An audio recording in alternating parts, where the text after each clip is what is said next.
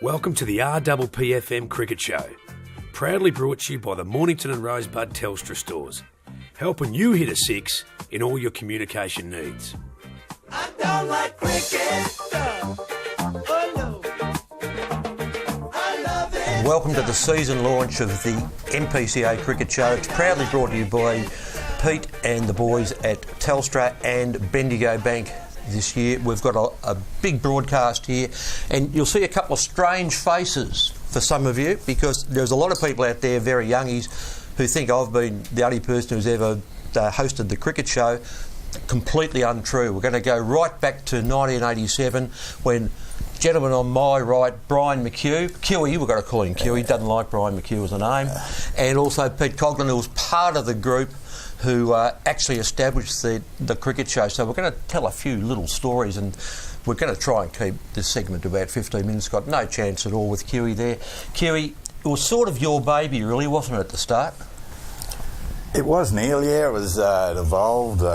If you can remember, in the early 80s, we'd gone a decade without any press coverage, and I got involved with the Independent News, and we started to get full score sheets in of all the senior grades and editorials, which created a war between all the local newspapers. All of a sudden, cricket coverage really improved, and Radio Port Phillip came out of left field at the height of that, and I don't know how I finished up. We're at the little studio down there behind Main Street. The shed behind where First Choice is, for people who aren't aware. There's a toilet block there at the moment. Yes, and I think the building was only half the size of this room. So, and it was a big adventure, right? You know, having our own station. We'd had 3 MP in Frankston, but it never really became local. You know, when that we were excited, but they didn't do anything for local sport. So it was a terrific.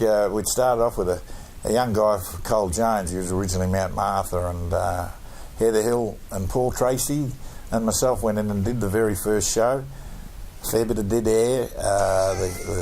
Everyone was pretty inexperienced in behind the scenes. We didn't know whether we were going live or not, but we actually were able to solve that very quickly, and when they said, look, we can pre-tape it on a Friday night, and that seemed like a terrific option. At the time? At the time, yeah, because that meant we could sneak out for a few beers at the Grand, loosen up, and then that led to a lot of horrible stories.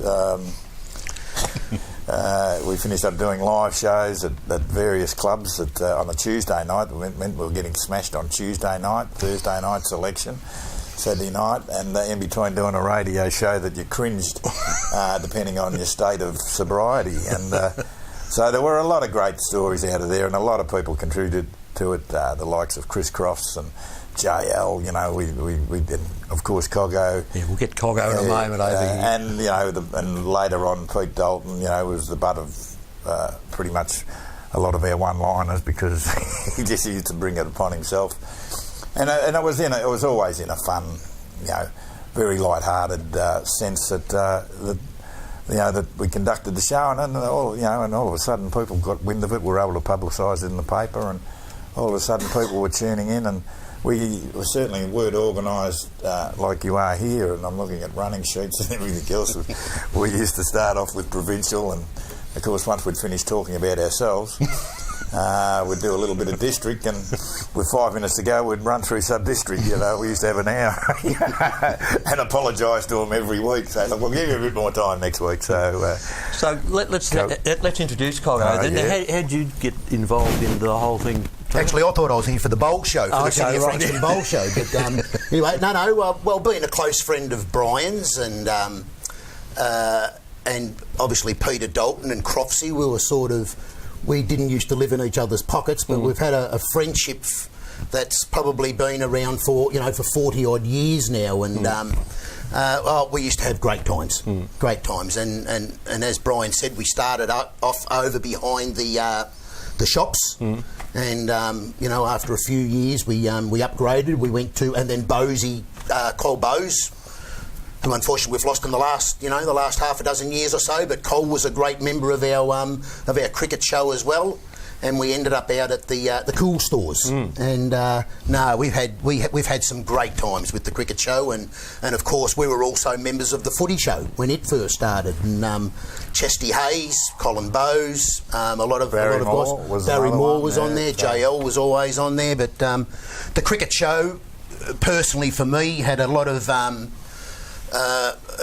issues because we used to name the same blokes every week, and being an opening batsman, you used to always bear the brunt of bad publicity, and I was very glad when helmets come out. But we had a great time, and it's good memories. Any particular stories that you can tell that you want to mention? We stumbled a lot. You can't. And Crofty was a wonderful character, and Crofty Coaster Diggers and Seaford. And he had the shoe shop down here in Mornington, and he was a controversial character, charismatic but controversial. And one morning we've only got Trucker and myself in there, and Crofty, that was going to be the panel. And I get the call from inside the studio. Chris wants to talk to you. He's on the phone 2 minutes before we go to air, and he's got a genuine problem at home with the kids and everything else, all very apologetic. But I don't know what happened to me in that 2 minutes between handing the phone over in the studio and sitting down at the chair, but the opening line was, Chris Croft's been sacked from the radio show. Too controversial, too many complaints about his opinions and everything else, and I said, Trucker, you and I will do it today.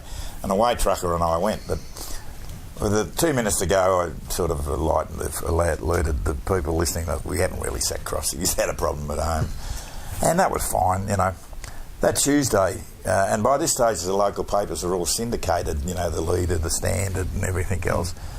And I'm walking down Main Street, Mornington, and out the front of real estate you'll often see the newspapers on display, and I see the headline, page 1, Coach sacked.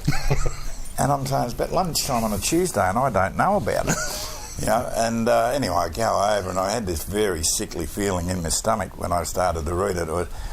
Another great Mornington legend who Vossi would know, Peter Sonata, who used to do a lot of terrific editorials for the Leader and everything else, only about Mornington. If you played well against Mornington, you got a good write-up. So Pippi's taken it on himself, listening to the show at home, to bang this story together, and with a whole lot of other assumptions. Chris Croft's gone for life, and as I was reading the article, I'm feeling very weak in the knees.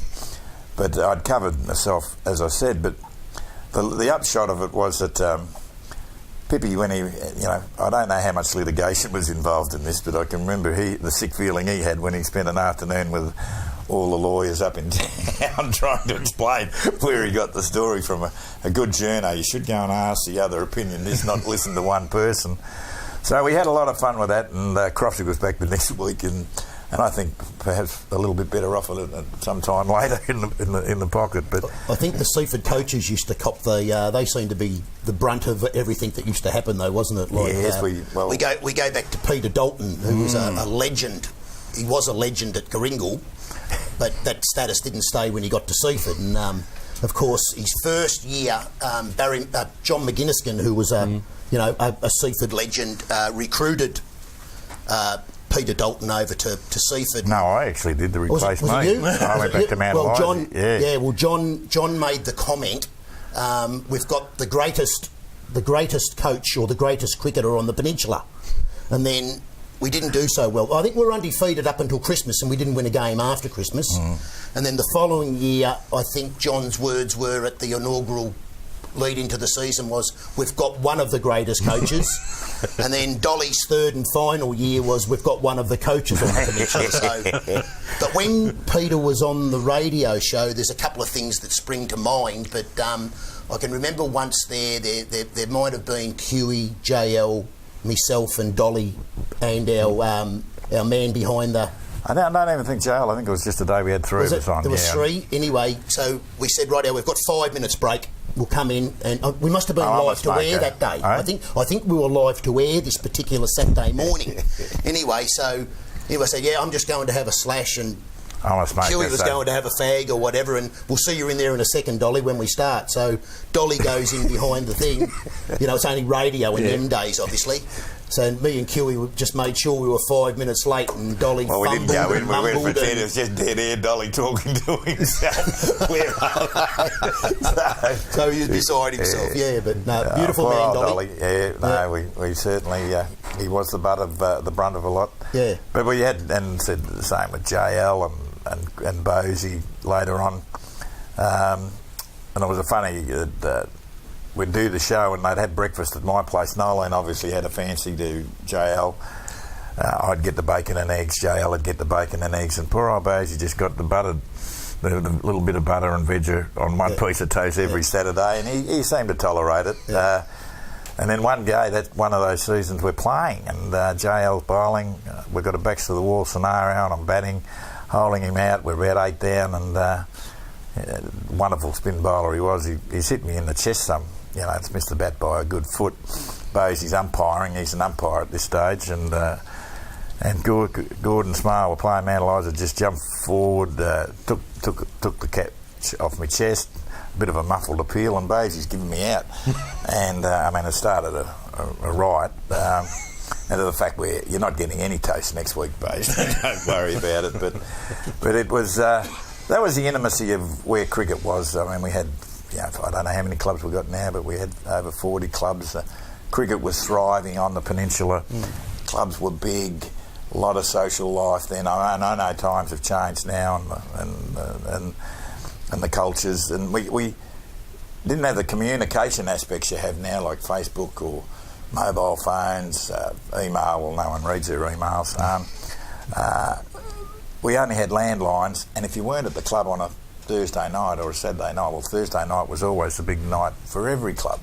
Get everyone together, build up for the game, and of course a lot of stories. That's where a lot of our stories used to come from whatever happened at clubs on Thursday night would be related on the radio show. But it was a wonderful, and it still is. It's not for me to talk about where cricket's going. It worries me sometimes when I see the numbers reducing and so on, and all the challenges that cricket face. But it was a fabulous. Every club told a story. Every club had catalysts and characters, and there was humour everywhere you look, wasn't there, Coggo? And I think football was the same, but the cricket, like we used to have, like when we used to play, say, Flinders or Red Hill, we used to go down on a Saturday morning, and 9 times out of 10 we'd come back on Sunday afternoon, wasn't it? So we used Flinders, to Balnarring were fantastic. It was a bus trip to Flinders with Jade McBride-White and Rollo Batheris and all those characters, and they would look after you. And the same with Sereno, with Jeff Morgan and just some of the legends of the game. Yeah. When the fixture had come out, you'd look, I hope I'm playing Sereno down at Sereno at Christmas. Yeah. Because they did used to get some attractive women down there. And of course the Sereno boys knew how to look after you, and and Rye, Rosebud, all of them, they were just fantastic. Good fellas. And but as I said, the game has developed, and what I see where you've taken it now. In our wildest dreams, we wouldn't. We're sitting here, and look, for all you young people watching, this is what happens when you don't wear a hat for 30 years on a cricket field. A bit of skin cancer there, a bit of skin cancer. My face is looking like a map of West Footscray at the moment, but. As I said, and I look around the room here, and some of those people were part of that era, and Hunsey and I go back. Hunsey, we had Heather Hills reunion 40 years since we won that provincial grand final against Balnarring. A few other people celebrated against Balnarring as well. And 3 in a row, they were runners up. Yeah. So Sereno knocked that off. Mounty's giving a bit of a rock at the moment. But Hunsey, we had the type of people we had around the clubs, and you were very much part of it. And we had Coggo, you remember Big Mandy? Yeah. And I had to make a speech, and I looked over at Mandy, and I just got distracted because all I could think of was Harvey Epstein. He created a fair bit of press with his sexual harassment. And I looked over at Mandy. I actually had checked the statute of limitations because she was a very big-breasted girl. Depending on your type of celebration you might be enjoying on a Saturday night, those breasts tended to get fondled. And I apologise, Mandy has threatened not to sue me. And she's a wonderful character. But they were the characters around every cricket club. And I'm sure David would agree with me on that. And as I said, an away game was just, the second week of an away game was just, you just didn't go back to your club. No matter who the club was. But there was great characters, even the umpires. We used to have Rex Harris. Yeah, was one of the really good. He was a Seaford man, but he was a really good umpire. Frankie Now David, me, and they were all part of the game too. Yeah. They would. Yeah. It wasn't a case of packing up and going home. They were all part of it, Which gave of course, we grew up in the Spider Hill estates and the, all of those great cricketers that were playing in those days. So, well, Robbie Bedford was starting to kick off, and Jeff Slocum had been a cricketing freak, and there was, as I said, not only personalities, characters, so much talent. And I always loved for those who enjoyed a day at Hastings, they used to line up.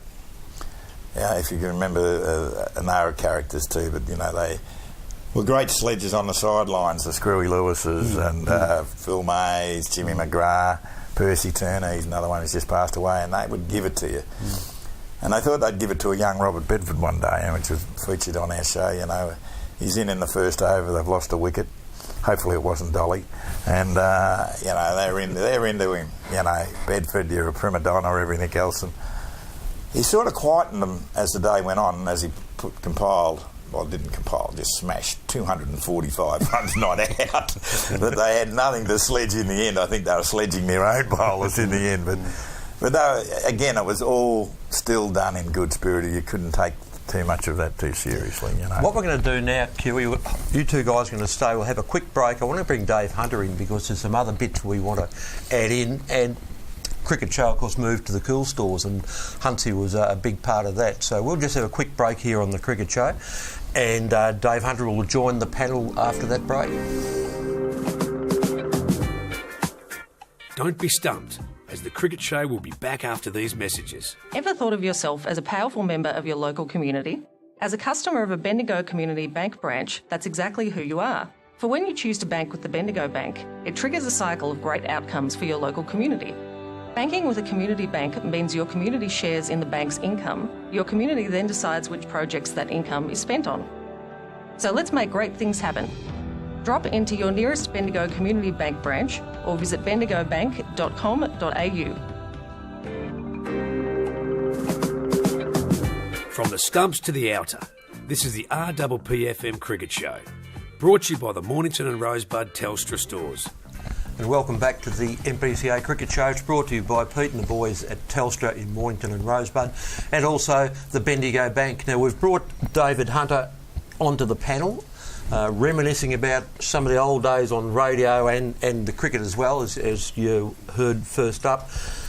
And you and Pinky got involved down at the Cool Stores. Yep, the Cool Stores. It was a pretty little studio then, and with Pinky in there and a couple of other big guys on the panel that day on a Saturday morning. It was the flatulence going. It was... it got a bit close. It was a very intimate affair. It was. Those studios would be almost the width of this table that we've got here, almost. And, it was good days. Yeah. So how did you and Pinky get involved? Did Kiwi just sort of start dragooning people in? I think it was just passing it on, and it eventuated. I know it was very tough getting up Saturday morning some days to go in to do it, and but it was good, a lot of fun when we were in there, and the reaction we got from the clubs down the Peninsula was enormous. It was good fun, and it was a very well listened show back then. Cricket was good. Yes, it was. It was good fun. Some of the mornings we came. The best morning, I think, where there was a lot of free airtime, as you call it, or whatever, was when the country week boys came back one Saturday morning after winning a premiership. I don't think they'd been to bed. There was half a dozen that came in, and Bedford and Waterhouse are too, I recall. yeah, it was a circus that morning too. And unfortunately, the sub-district guys missed out on getting their teams read out and everything. So, yeah, no, it was good fun. So you obviously, it was your idea to start to bring a few other people onto the panel, Hugh. Yeah, because Dave hit it on the head. It was hard to keep getting up every Saturday at 9 o'clock. Once they vetoed and the pre-tape shows, but we just shared it around, and a lot of people were just naturals at it. You know, they didn't freeze, and you know, we didn't talk about the games. We would talk about the tactics where we could take the mickey out of people, like Coggo, for example. Like Coach Coggo played against him. A genuine tactic there was, you know, and we're playing on flexi pave, which was a batting paradise, you know, so it was, you know, if you've got someone who can't score, you leave them in all day, and they were the sort of things we'd discuss, wouldn't it, Coggo? People weren't even appealing for catches against you, just leave Coggo in and we're not chasing many runs. They all seem to forget I made a 90 partnership with Jeff Slocum down at Sorrento, and we're playing against Scotty and Ian Aitken. Oh, yeah. Were bowling. Players, yeah. Anyway, the Jumbos had just come out, the Jumbos, and that was Jeff Slocum's first season at Seaford. And he just said to me, "Sit back, young fella, and watch this." And he made 87 out of the 90, and he was a colossus. Yeah, he was a colossus. Absolutely. Just talking about Country Week, I remember QE going back to down at Mount Eliza when the guys were going through their trials. And was it Simon Dool? Which was the Dool? Yeah, that's a long story. That might be a bit too confusing. Well, it wasn't all that quick. Anyway, he went in and he had a bat, and he went out straight away, and then he went in again, and then he wanted to really get into this Country Week side, so we talked to whoever it was, Bill Foley, I think it was Bill. Bill Foley was dead set against it. Yeah, Bill Foley said, anyway, we ended up him walking out again. He actually made a double century in the competition. He played very good cricketer from New Zealand. But a lot of Country Week stories. They were fantastic. So, and Huntsy, and I can congratulate you. You've been, like everyone in this room here, I see Peter Elp over there, he's late on the scene, but I guess to be involved in these types of things, you've got to be a giver. All you people are givers in your own clubs and everything else. That was probably, if I've got a concern of where cricket's going, is that we're running out of... I wonder where the next generation of givers are coming from. Now, who's going to run the clubs? Who's going to run the association? It's getting harder, I'm sure. You know, your AGMs, you see the numbers dwindling. I didn't mean to get on it. But, I mean, we used to do that back in the old days. We'd talk about where cricket's going, and I think it needs a lot of attention. That's certainly no reflection on the current MPCA and all the clubs out there, because you do an outstanding job running these clubs. It's complex. We make a massive investment in juniors, you know, all the way through, but when I'm not seeing in numbers, that's transitioning now, as I see seen. They're not transitioning from juniors to senior cricket, where they might play club cricket, or out of the juniors that mightn't have been superstars in juniors, you got a lot of great clubmen, you know, they became, and they were your future administrators. And now, you know, tomorrow night's selection around the traps, I don't know how a lot of you are going, but it seems like it's a battle. You know, people used to be jumping out of their skin to be playing round one, you know, and all of a sudden people are on the phone, you know, you're trying to make up, still picking teams on Friday and Saturday. So I guess all that needs is, you know, we can change the world and everything else, education and so on, to get people involved again, because it is a wonderful game, and remembering all the things that we can get out of it, not just on the play field. I didn't have much respect for the bloke who actually liked the game, you know. Jumped in his car and all he saw was a cloud of dust after the game. I loved all the characters in it, whether it was at the elite level or the 99th player picked in their club. They were just, you know, you build a network of friends, you know, across the board, and there was a lot of intimacy, you know, around, you know, where you could be walking through Frankston, Mornington, Hastings, Sereno and everything else. There'd be someone that knew you, you know, and it was just terrific. So I guess having had that sales pitch, I didn't mean to be too deep and meaningful. That's all right, Huey. Yeah, okay. Look, the wife's really happy. She said, "Don't talk about yourself," and I've been pretty good, you know, because I know most of you know the living legend I am. So we don't have to bring up the 10 premierships and 6 country week and whatever. We just leave that. We won't even mention that. No, you don't have to. Now, just before we go to the next break, David, you and Pinky did it for a number of years down at the Cool stores, Yep. and I remember Pinky sort of said one day it was getting really hard for him, and he sort of asked if I was interested, and that's sort of how I stumbled into to looking after it. But what was it from you? Just too hard all the time on the Saturday mornings? I think at that stage I went back to coaching some junior cricket too, so which I enjoy, and it was time to pass it on my seat onto the next person, next generation. So a lot smarter than me. I've been here quite a while. I was winding down my cricket playing that time. So I think I was just went back to junior coaching for a little while. So it was a good break. But I still enjoy, during finals, to get on live or when we're playing, when the radio show's out there. So I usually have a few lubricants beforehand. I hadn't noticed that. Yeah, David, so right. it's good. You got the sweats up, mate. Yes, for the record. The phone went off. And, Huncey is too modest. It's a virtue I don't hold terribly high, but you're a wonderful player too, Huncey. As a competitor, I've played against you many times, and wow, on his day, what a thrashing machine, and first person to shake your hand after the game, a great sportsman, and in those early days with you and JD and the characters that were evolving out of Baden Powell, wow, we're saying, where's this all going? But and it was just a joy to play against you. Oh, thanks, Stewie.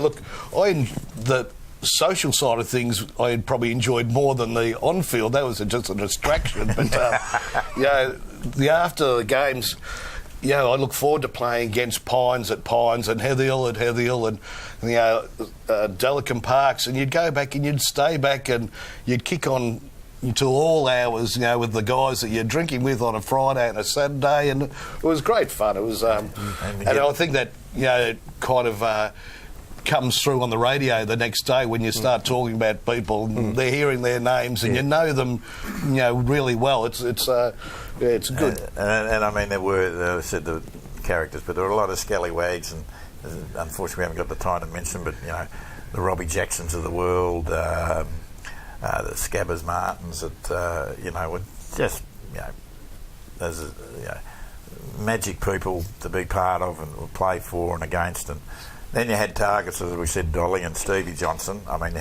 he was a target from a distance because he can throw a massive punch. Legsy. Legsy, Wazza Smith. Poor old Wazza Smith, yeah. Wow. Yeah, and Legsy is another one who's left us. So, as I said, you could go on for hours. We probably could have did 2 hours just recapping on that. But you guys have kept the legacy going magnificently, and I congratulate you, Neil, and because you put in far more than we ever had to do. It was just a bit of fun and a bit of a laugh, But the professionalism, as I listen to the broadcast, and other people have related to me now, and you've all been involved with the walks and all of you and Vossi, and how they can be living out of the area, but they can pick up cricket on Radio Port Phillip, or they're on holidays and they're able to listen to the finals ball by ball. It's just we take it for granted, and too often you're doing the thankless work that doesn't get acknowledged. But so hopefully we're acknowledging you now, guys. Terrific to everyone here in Northern. Absolutely. Not sure what Gary Sanford's doing out there. He came to country. Mr. Sponsor. He came to country week. He took annual leave one. Every day got washed out, so he didn't get a go. And just finally in this segment, Coggo, what are you up to nowadays? You watch any of the local cricket when you can? No, only junior. Well, I've got 2 grandkids that play for, believe it or not, me being a Pines person, they play for YCW, so in the juniors. Okay. So I go down and watch them it was Friday nights last year, it's Saturdays. But I've taken on, I'm now bowls director down at the City of Frankston Bowls Club. Wow, great club. So, we've got 160 odd bowlers. We've got Alan Ash. She used to play for Heatherhill. Yep. We've got Nobby Brown that used to play for Seaford. Jack Daniel used to play for Mount Eliza. So we've got a lot of guys that are 60-ish now, that are my age, that are starting to come through, and it's great down there because, like if I was at the cricket club or the footy club, it'd be old Coggo. But now that I'm at the Bowls Club, it's young Coggo. Oh, so fantastic. Because everybody else is about 75 and 80. So, but no, love it. It's just a continuation of what Brian was talking about earlier, you know, like the friends that I've made and these two boys here over the years is just, you know, I might see Brian twice a year. Will you cut out the Brian bit, will you? But we are just great mates, you know, and it's just a friendship forever. And I've got a lot of people like that I've made through football and cricket. So, sport all the way. All right, so thanks to Kiwi, Coggo and Hunsey. We'll be back after this break and we're going to look at some of the things that happened in the studio. We're going to have the other Dolly. We're going to have Jugger. We've got all the nicknames. They'll all be up in the next session. Don't be stumped, as the Cricket Show will be back after these messages.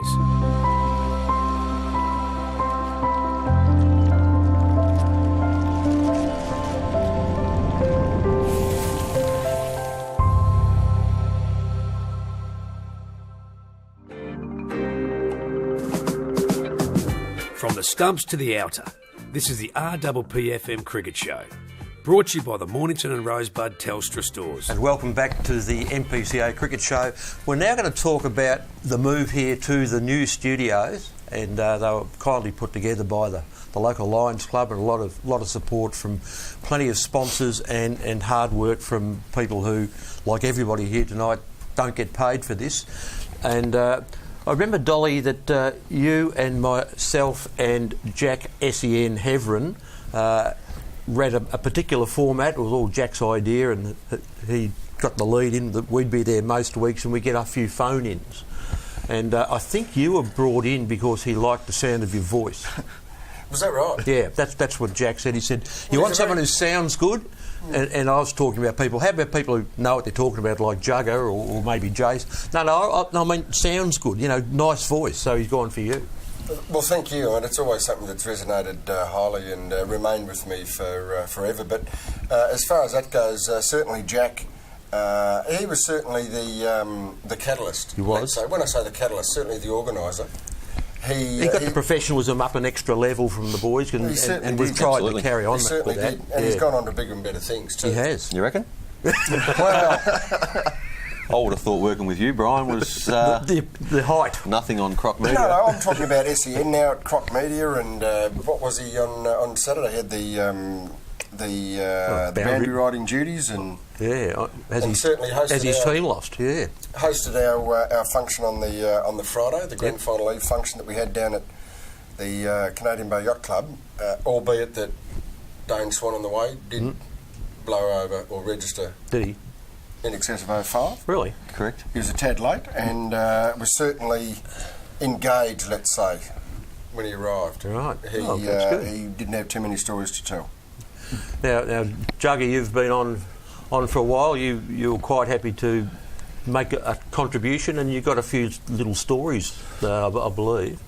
Yeah, I suppose I first got involved because at Rosebud, no one really knew anything that happened at Rosebud, or we were nothing. I mean, the only thing we were remembered for was Mark James and how much everyone hated him. So I just wanted to change that perception of the club. So just got involved on the radio and wanted to have a bit of fun. And it was a good way of meeting people from opposition clubs. And and I remember going back to the Cool Store days. I was talking to Clint Monday at the front. The greatest memory of my radio career would be Clint, and he's with us tonight. I was hosting one day, and I've got to be careful how I word this because in this day and age, I don't want to be seen to be. I don't want to get locked up or anything. But it's fair to say Clint had to come in the second week with a written piece of paper and sat there in the studio at the Cool Stores and read out an apology to one who now is a multi running Icon Sports. Icon Sports. So Icon him himself. Yeah, Clint decided that he would have a bit of fun, and it was in jest, but wasn't taken that way by everybody involved. It was only. I mean, said Icon Man didn't have a problem with it, but I think someone else did, and a bit of a backpack joke I think went backfired. So. Yeah, anyway. I think he got banned for about 5 years. I think it was only supposed to be 12 months, wasn't it, Clint? Part thereof. But I think with I suppose the segue of that is that we don't realise, and as the boys mentioned before, whether it be Kiwi, Hunsey and Coggo, as you mentioned before, the depth and breadth of our audience and actually who bothers to listen each week. So I think the reality is we do have a reasonable audience, guys. The good news tonight is that Clint can be edited out, so... That's right, yeah. We don't have to go for his life, and it doesn't really matter what he says. We can says. chop it out, Steve will cut it out for us. Now, Jace, you've been involved a bit over the years, mainly in the studios here. No, I did. I started at the Cool Stores, actually. I remember turning up. I think I said to you as a joke, when are you going to get me on the radio? And it was similar to Jugger. No, I don't even think people knew where Mainridge was. So I thought it'd be interesting to sort of have someone from Mainridge on there. But I remember turning up the first time and Hulks was on there. I'd never met Hulks at that point in time. I remember basically sitting on his lap for about 2 hours. I never met him before in my life, but knew him really well at the end of it. So and then to move across to the studios here was, I remember the first time walking in, thought this was unbelievable. The not only the facilities, but I think the level of professionalism of the whole show has just gone on in leaps and bounds over the last sort of 5, 6, whatever years. Now, Kiwi talked about the other Dolly, Peter Dalton, the coach back in the 70s and 80s. You've occasionally had this Dolly here, Brian Parton, as the butt of a few jokes, so no doubt you've got a couple, Kiwi, that you liked. The new Kiwi, Jugger. I've been Rosebud all my life, apart from 1 year in 2002-3. I went up to Mount Eliza and had a year there, and it's funny. Changed your life, Jason. It did, actually, because here I am 15 seasons later, sitting next to this flog, and we've just had great times. You know, we don't catch up that often, but when we do, like I haven't seen Dolly for a couple of years, I suppose, but when we do see each other, like he rang me at 4:30 night going, what are we going to talk about? We'll get something out, but there's some good stories that I've got from Dolly from that year that I had at Mount Eliza, which have allowed us to have some fun over the years, and I actually brought the prop in tonight. I remember the year I had at Mount Eliza, Brian was batting, and I used to go to the kit bag, and a lot of kids now they do is they go to the kit bag, they want a brand new ball, or they don't want to work on it. I used to go and get the hardest ball and shine one side of it and just try and hoop it. And anyway, one day I did that to Brian at Mount Eliza and hit him flush on the toe, first ball he faced through his. So I've got a lot of mileage out of that. I kept the ball. I got Brian to sign it, and I think it's sit next there to Peter. Peter might be able to pass it over. But I went down to my shed tonight, some 16 years later, and you've still got it. I've still got it. Dolly signed it.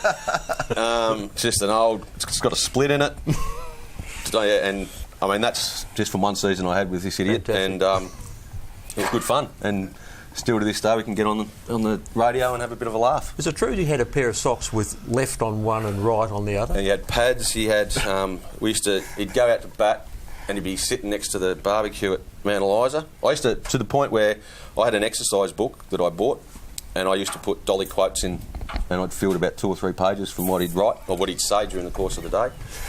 And one day we were playing. I don't know who it was, but it was at Mount Eliza, and we were just standing next to each other up at the barbecue, and Brian had his helmet on ready to go in, and then, just being the idiot that he is, he tried to light a cigarette through his helmet. So he goes out, lose a wicket, goes out to bat, and then the next thing you know, he yells out, "Can someone bring me?" He left his box on the barbecue. So he's just he's a dill. But so that's why we've been able to use him for 15 years to take the mickey out of, because he's that sort of bloke, and he's got a great head for radio. And Jack was right; he's got a good voice, but just a real ordinary bloke. Well, with those sort of words, it's any wonder that I've put up with you for 15 years. I do have a choice, don't I? You do? Yeah. But we still keep coming back, and I think that's the importance of it. And, Curie and the likes before, I think that's the important thing that we all take away from what we do every Saturday. Hunchy mentioned before, is it a marginal distraction what we do between, 1 and 6 every afternoon on a Saturday, possibly? You certainly talk of, the times that you end up back at opposition club rooms. I remember down at probably one of the furthest, well, not so much the most southern, but certainly down at Bonio one night with a few of the lads down there. Mount Eliza had played Bonio, and trying to get back there at 3, 4 in the morning from Bonio back to Mount Eliza wasn't easy, let's say. Yeah, I've done that one before from Bonio as well. Yeah. He mentioned himself, 10 flags, and Kiwi was, like when he was running the league, I remember I was 18 and I was secretary at Rosebud, and the southern clubs, we used to have to drive around to Peter Gordon's place out the back of West Rosebud. Yep. Collect all the paperwork, and once every 6 weeks you'd go and drive take it up in turns from Southern Peninsula up to Kiwi's joint. And then I remember playing against him and just starting out, 18, secretary, thinking, what am I doing? And then Kiwi'd walk in and he'd buy you a beer, and it was just, and here you are some 25, 30 years later, and sitting in the same room as a bloke, listening to the stories he tells, and we're all part of the same thing. We put in a bit of time over the radio for, have a bit of fun. Don't take it too seriously, because we're playing local cricket. It's all just different levels of crap. If you're in provincial, you're not bad. If you're in subbies, you're worse than not bad. So, but yeah, everyone's sitting in the rooms here for a reason. We like to have a bit of fun. And then on a Saturday, I remember getting a text off you can you do the radio show this week? Yeah, who's on? And then you'd send me a text back and you'd tell me who, and I go, no, I can't make it. Can I pick my own? Pick your own, and then you start going, I'll bring Keps in, because you can. Kepsy's like him, he's great for some one-liners, but knows nothing about cricket. So it was all, good fun. And of course, it was here that we set on that format, and it was Jack's idea of the format where you go through each of the divisions, and over a period of time you get someone to phone in from each of the clubs. So over about a 3-month period, every club's had somebody to have a chat, and they get a chance to promote whatever they're doing, and that generates a lot more interest. If you know that your captain or one of your senior players is going to be talking on the radio that week, all of a sudden it generates a lot more interest, and that was Jack's idea, and I reckon it was a terrific one. We've stuck with it since. Oh, it's been well founded, and it's a tried and true formula. But I think one thing that we haven't mentioned, Jason, both of you, that there's one catalyst probably that sits in the middle of this table, and that's the old wily Foxy. Don't have much to do nowadays. I may as well do it. Oh no, without you, Neil. You've been the catalyst. He's been the glue, hasn't he? You talk of putting up with people. Wowee. Some days he pushes the buttons, and the appropriate buttons, and as does Vossi. Vossi's probably been the other catalyst in with the Hawaiian shirts, and God forbid down in that small room down at the cool stores. He used to walk in with his big the billows Tupperware box and of all his papers from the night before that he's Serena Williams posters and shirt on.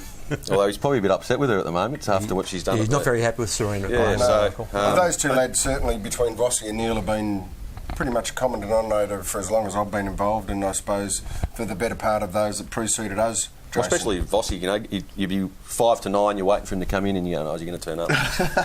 And then he'd walk in, probably hasn't showered, big Hawaiian shirt on, sweating, just Bernard Beaches, and success stories. And then we wait for the first ad break to find out what actually happened, and then make sure we weren't on air. So it was good I do remember Neil.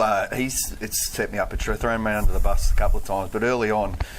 When we came into the studio here, and I was like, got this whole new level of professionalism. And I remember the Friday night, I sat down and got the computer out, and I researched all my stuff, and I spent hours and hours getting ready for it. I had it all ready to go and turned up, and he had all the printouts on the desk all ready to go of all the stuff I'd just spent hours the night before researching. So I thought the next week, I'll stuff that. I'm not going to do any research. Lobbed up the next week. Nothing. Absolutely nothing. And I had to wing it for 2 hours. That can happen. Players. Yeah, that can happen. Look, what we need to do after a short break, we just talk very briefly about the broadcast, because that is something which is starting to change the local cricket. There wouldn't be many associations that can say that they have a match of the day being broadcast, nowadays televised. So we're going to get the panel on, and Gary, who sponsors that. We're going to have a little break here on the MPCA Cricket Show. We'll be back soon. Don't be stumped, as the Cricket Show will be back after these messages. Ever thought of yourself as a powerful member of your local community? As a customer of a Bendigo Community Bank branch, that's exactly who you are. For when you choose to bank with the Bendigo Bank, it triggers a cycle of great outcomes for your local community. Banking with a community bank means your community shares in the bank's income. Your community then decides which projects that income is spent on. So let's make great things happen. Drop into your nearest Bendigo Community Bank branch or visit bendigobank.com.au. From the stumps to the outer, This is the RPP FM Cricket Show, brought to you by the Mornington and Rosebud Telstra stores.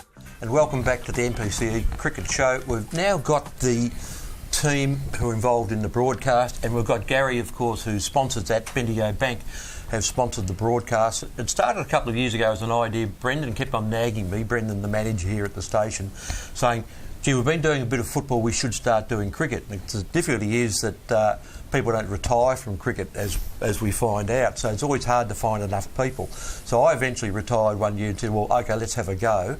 I found Pete at about round 4 of that year, but it was me and Phil Manning at first, and then you joined us. Yeah, well, I had back surgery that summer, so I came in after Christmas. You were sick, and you said, I need something to do, can I join you guys? So, and I was able to sit down for about 5 hours a day, and that was about it, otherwise I had to stand up. So, yeah, the back surgery, and then retired from cricket, and we've had, came on the panel. And had some good fun with it too. We had some great fun. We had some very weird... Some ordinary days in there. We had some ordinary days, commentating some ordinary games, but... Trying to think up something to say that was exciting that wasn't happening. You call this your Nothing worse than the second week and the game's all over about 4:45, and you know you've got to keep going till 5:30. Especially when you're at Somerville in shorts and T-shirt and it's and the freezing cold. Like the day Brendan had to actually come down and save us. Because you'd left and Phil and I were going, it's cold here, and the batsmen have done well. And or like the day at Rye. Well, right, that's another story, isn't it? Yeah. And of course, Rob Bowen joined us last year. Had a bit of knee surgery. Yep. And he said, I won't be doing any more umpiring, any more playing, none of that. But happy to join in. And no, it's been great fun. Enjoyed that? No, it's been really, really good fun. It's a chance to get away from the wife for a good 5 or 6 hours. And she doesn't mind either because she's quite happy to get rid of me. So, but to sort of jump on something that's been a bit of an institution around the NPCA for a lot of years, because I remember going back to the cool store when you used to invite me in every now and then. Yep. It's, when I was umpiring, when I wasn't supposed to be actually sort of giving me views about cricket, and the Umpires Association wasn't too happy about it when they found out what I did for a whole year. Yeah, but, we didn't use your real name, but too many people knew your voice. Yeah, just black banned from the Stan Goodman Award. That's all. No, we actually ran a competition, I think, on one Saturday morning. Yeah. You know, guess who Deep Throat was? Yeah. So we found out in 6 minutes. 6 minutes? Yeah. Why did it take that long? It took 6 minutes, and they had him. Yeah. Well, it took Nesty about 6 minutes to get through to say, well, I know who it is. Well, you can't say it anyway, so bugger off. But no, they were good days, all crammed in that little room down at the cool stores there, and there wasn't much room to move around. I'll give you the tip right now, especially when you've got a couple of big blokes sort of sitting around the chairs and trying to get through the sliding door. And it was a challenge. It was. But it was good fun. Gary, you've been happy to support the broadcast over the years, and you sometimes pop in and watch the games and have a chat to us. Yeah, look, any opportunity I've had to come and talk, it's been great, but it's been really refreshing coming in here, listening to the history of it, and hearing QE and everyone else where it started from. When you talk about the old shed and then the cool stores and now the, I suppose, more professionalism of it, question I've got is who paid for it way back then? And I sort of understand now more why it's probably our funding that we put in to get this going with the tech stuff and what you're doing. It's needed. And I'm so rapt because my history with cricket, as a lot of you know, goes back to the 60s and 70s, but I haven't felt like I've contributed. After QE saying, where are those future admin people and that going? I've gone off with my family and other things, but to be able to do it through my work now and support you and RPP is really pleasing. I've got a phone call from Brendan this afternoon. Oh yeah, the cricket's coming up this week. Yes, no, I'm on board. Just send me the invoice. And I love it. I really do. So I congratulate everyone that's involved. I didn't play against you in the 2000s though, so you can add the 60s, 70s, 80s, 90s and 2000s to that if you like. Yeah, well, I was just talking there about, Jace was saying about players coming back and playing in the lower grades and how they're so skillful, they shouldn't be down in those levels. I said, yeah, well, back in the early 2000s, Flinders won, and I was part of it. I think we won 5 flags in 6 years, but we had the likes of Batheris, we had Pud Wilson, Jimmy White, Robbie Bond. It was class players that I played with when I was a kid. So we all came together and loved it. And the deep biggest in their thing, 40s, weren't they? In their age? Well, they would have been well in there. Well, I was in my 40s by the time I finished, so it's 15 odd years ago. But the thing I enjoyed the most, right, and it's come through with the discussions this afternoon, was after the games.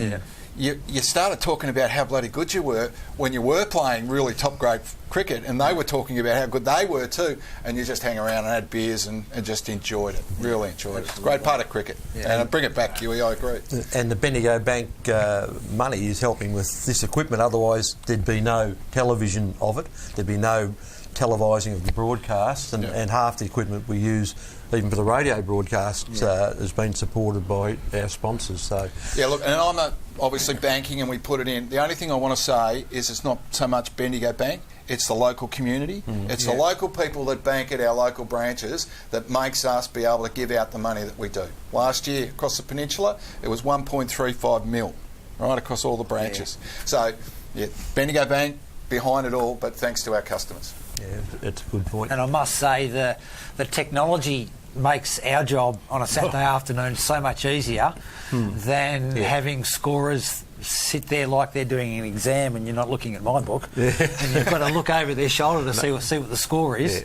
So having everything down and having the monitor in front of us and everything like that just makes our job so much easier. Well, actually, I think it was down at Borneo when the first screen turned up in front of us, and we were actually getting replays of what's going on. Yeah, and we're able to portray that and make our broadcast a lot more professional during the day. And it was really good too with Big Pete sitting in the back room there, especially during the final. And it's got all the technology going on, and you had replayers going all over the place. And there was a couple of contentious LBs, you might say, given in the grand final, and we'd all whip around and go, "Hey Pete, what do you reckon?" It'd be thumbs down or thumbs up out of the window. And it was really good, and especially when he turned up with the van. Fantastic, the new broadcasting van that's just got everything in there, and it's just sensational. And he's hoping to be able to add some replays into the broadcast. Yeah, we tried to mic up one of the umpires down at at Flinders. At Flinders, yes. Little pen in the pocket. Little pen in the pocket. Camera. Had umpire cam. It's a possibility. And unfortunately, Woosha had probably one of his worst days ever umpiring. Yeah, that was Woosha. And unfortunately, it was all videoed and going out live to YouTube. And I'll tell you what, we had a bit of fun with that one too, just quietly. And we did, and Woosha's sensational. Come up, and he's come up at tea time and said, "Pete, you reckon I can have a look at that the replay of my non-decision?" I said, "No, you wouldn't want to. You don't want to do that one. You really bug it up in 4 different ways." But the funniest thing that day, if you can imagine Flinders on the sort of the western port side of the pavilion, that the grass is, the bankment's like this, the van's parked out like this. Pete's almost fallen out of that side and he's ended up rolling down into the gutter of the boundary line. So we're lucky to get everything still working. We're lucky to get him back. Do you remember that, Graham? Yeah, I do. That was actually, that funny. same day, Neil had to dash back to the studio with all the stuff. So we sort of cut the game short by about 6 overs. And just as we were sort of leaving, Neil's given us a call. He said, "How's it going?" He said, Flinders, no good. They're shot. They end up winning. With about 4 balls to spare, Beggsy's gone bang, bang, bang. Finished up with that 90 odd, I think, that day, didn't he, Clint? Yeah. And they got up and got the runs. And, 6 off the last ball, one of those sort of magical ones we'd given it up. Yeah, so it was the beauty of sort of the non-radio bit. We've written them off just as we're sort of closing down the show. You'll dash back to the studio. You've given us a phone call. How's it going? Oh, they're still shot. If you rang us 5 minutes later... 5 minutes later, they'd won it and miraculous. They got up and won it. Win, So one thing I did learn was don't ever predict the unpredictable, especially in the MPCA. Absolutely. Look, what we might do is have a break here, and then we're going to come back and we'll look at sub-district for round 1. And I'm going to vacate this area because we're going to rotate around a bit. And I think, Jugger, you're going to come back and get a few people to actually look at some of the ins and the outs of the clubs. So, I hope you enjoyed that. We'll be back soon. Don't be stumped, as the Cricket Show will be back after these messages.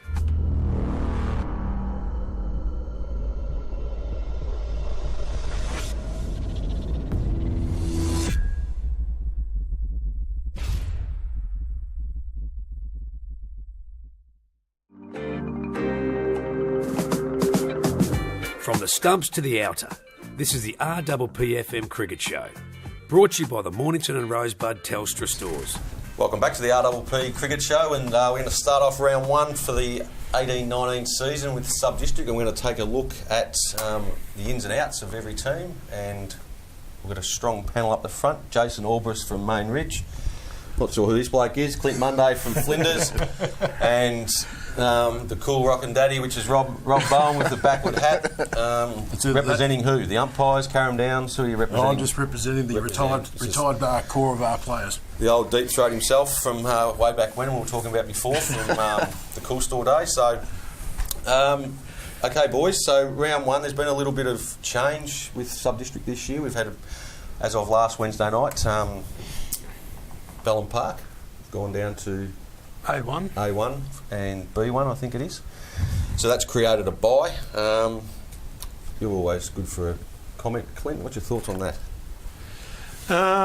Well, if the club is struggling, I think they should go down. It's up to the association to make or help clubs survive. It's not up to other clubs to kill them off. So if they are struggling numbers-wise, kids coming through and all that sort of stuff, I can't see it being a bad thing if they're trying to survive and continue on as a club. They should be able to go down and rebuild from there. But again, it may be a bit of a struggle for them to get back up to at least subbies, but if that's what they think the best option is for them, I think, good on them. Well, we don't know the full situation, do we? So if it's obviously pretty serious for them to drop down. I'd be interested to know in the long run if the plans to get back up and how on earth you'd actually then do it. Yeah, I mean, the other thing too with Long Island moving to Kringle, you basically got two clubs on one driveway. Yeah. So it's hard to maintain. So I mean, Long Island I think have grown this year and have gone up to maybe 6 sides or possibly 7. I don't know what their overall total is, but Bellum Park down to 2 on the other side of the driveway. It's going to be tough work. I've found in past experiences, once you sort of start going down a bit, it's always harder to come back up again because it's harder to recruit players, and the players you do recruit, basically become thirds and fourths players sort of thing, and it's always a bit hard to try and climb back up the ladder again. Well, the last one I can think of that did it was Murdoch. I think they ended up in the mid-90s, was it? And then they come back probably 2 or 3 years later, had 7 sides, and now they're... Did Seaford Tigers do it as well? No. I know Mornington Diggers did it, and they went by the wayside. I think Seaford Tigers actually came up from A grade and then went to subbies, I think. And Mornington Diggers, that's the great Brian Parton who was on earlier. He wants to finish his career at the Mornington Diggers. He wants to resurrect them. Isn't that right, Doc? At the baseball field. Dallas Brooks Park. No, it was Wilson's Road, but he wants to go to Dallas Brooks Park and he wants to finish off his great career at Mornington Diggers. But anyway, so we're going to... Rightio, so now we've got the Peanut Gallery in the background, but what we're going to do is we're going to go into round one and we're going to start off, looking at last year we had Carrum that went up. Yep. And Rye went down from district, but I think the thing with district comp last year was going into the round 14, any one of those sides that were out of the 4 in district could have got relegated. Yeah. So I know we were in that boat, but so Rye ended up being... And wasn't it also too the top 8 or the top 7 teams in subbies still had a chance of playing finals? Yeah, looking at the... Yeah. So... And Balnarium weren't one of them, but they... And they lost all their points. They lost all their points. I think they would have finished second. I think they would have... Yeah, if they didn't lose their points. Actually, I think the beauty about the way they sort of restructured the whole NPCA last year was that it was a very, very even competition. Even coming to the last 2 rounds, even the 7th and 8th side, I think in... the relegation came into it. It was only... Yeah. They still had a shame that you guys didn't get relegated, Joe. Well, the thing with us getting relegated would have put, all the southern clubs down in, apart from Flinders, obviously, but would have, you got Dramana. I mean, I don't want to use the opportunity to mention that Dramana took Borneo and Rye are in sub-district, and, we're one above. But I'm not playing anymore, so that'll come back and bite. But Rye would have been... Rye would have been in district, though, if you just got relegated. Yeah, true. But anyway, I can only go with what's in front of me, Clint. And the fixture says that Rye are playing Balnarium this week at Balnarium. Yeah. Well, I think Balnarium are going to be a fairly strong team this year. Even, again, they would have finished second last year, losing all their points. It looks like a lot of their older guys, or not older guys, but the 30 to 35-year-old guys that have stopped playing over the last few years, I think they're coming back to play under James Cato as captain coach. I think, is it Tommy Hylett's playing? Yeah. Ned Shannon's going back to have a few games. From Frankston. So he'll be handy for him. Yeah. And Rye, Tommy Barron's gone back to captain. Yeah. So there's 40 overs a week. That's something. At least one end. There's one Yep. end done. Yep. And I think they've picked up a bat from Mount Martha. Is it Johnny Woolsgrove? I think, yeah, he's gone to Rise. Was he? He was at Mount Martha last year. Johnny Woolsgrove, he was at Lane Warren, wasn't he? No, he played against him last year at Mount Martha. So he's gone down to Rye. So, yeah, I'm not sure how Rye's going in terms of. I know they had 3 sides last year. I think they may be down to 2 this year. Well, we were supposed to play them in their thirds last year, and they forfeited twice against us without even telling us both times. We rocked up to the ground both times, and yeah, which is a bit of a bummer. Oh, so Rye this year. So how do you see them going, Clint and Balnarring? So by the I think Balnarring will be playing in the finals. Yep. And I think Rye, it might be a bit of a struggle for them again this year. But again, hopefully they've got some kids coming through. I'm not sure about what their junior ranks are like. But yeah, not sure. I don't think it's that strong, to be honest. Yeah, righto. So it might be a bit of a struggle again for them in subbies. But hopefully under Tommy.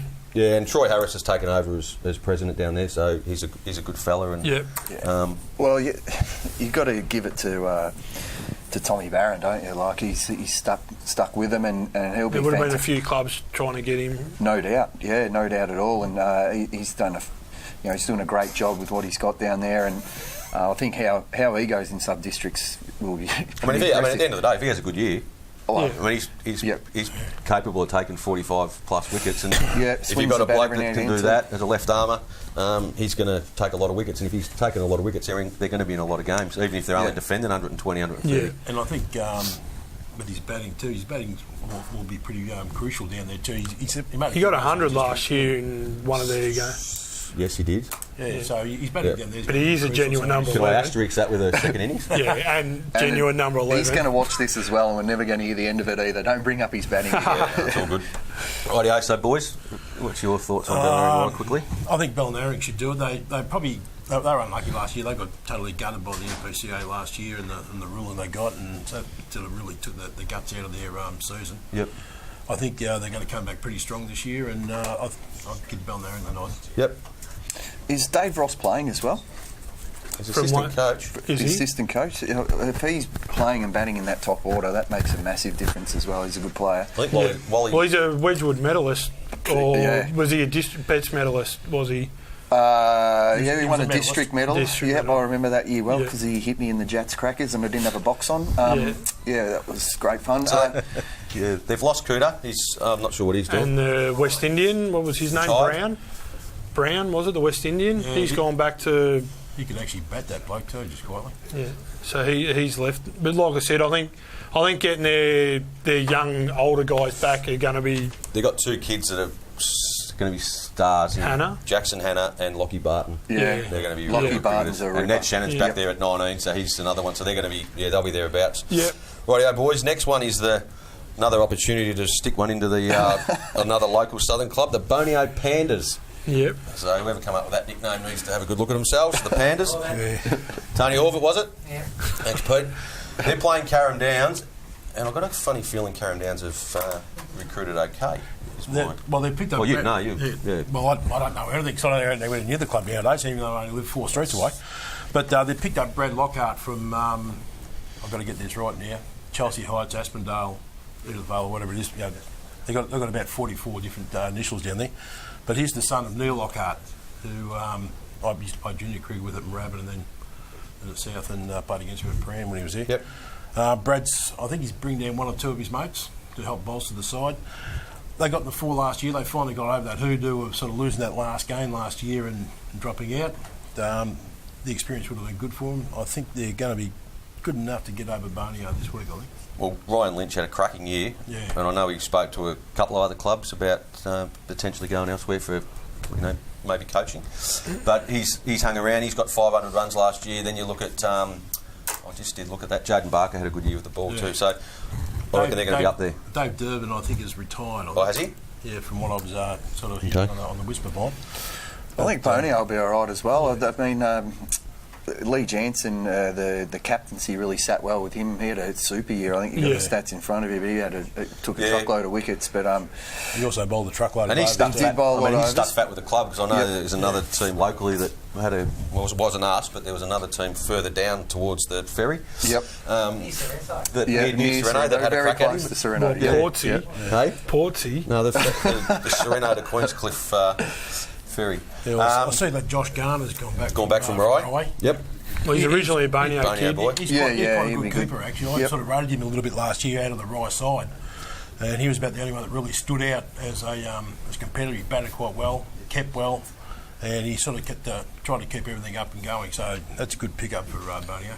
There would have been a disappointment too last year. I think Bonio were first or second most of the year, and then the last game of the year they lost, and somehow they've fallen out of the four. Yeah, finished fifth. Yeah, finished fifth and missed final. So hopefully they might have been stewing over the winter, and hopefully that might spur them on for a better year this year. And son of Neil's always dangerous. I mean, he's picked up. He only got 20 wickets last year, but he's dangerous with the bat. Old Camo. So league medalist as well. League medalist. Going to be a good player to win league medals. Clint. Yes. So Bonio, the Pandas, up against the Cougars, aren't they? The Cougars? Yeah, whatever they call themselves nowadays. Yeah. But I think Carrum Downs just sneak in. I think they're going to be okay this year. Yeah, Carrum Downs as well. I reckon Bonio. Beautiful. Just to be different. There you go.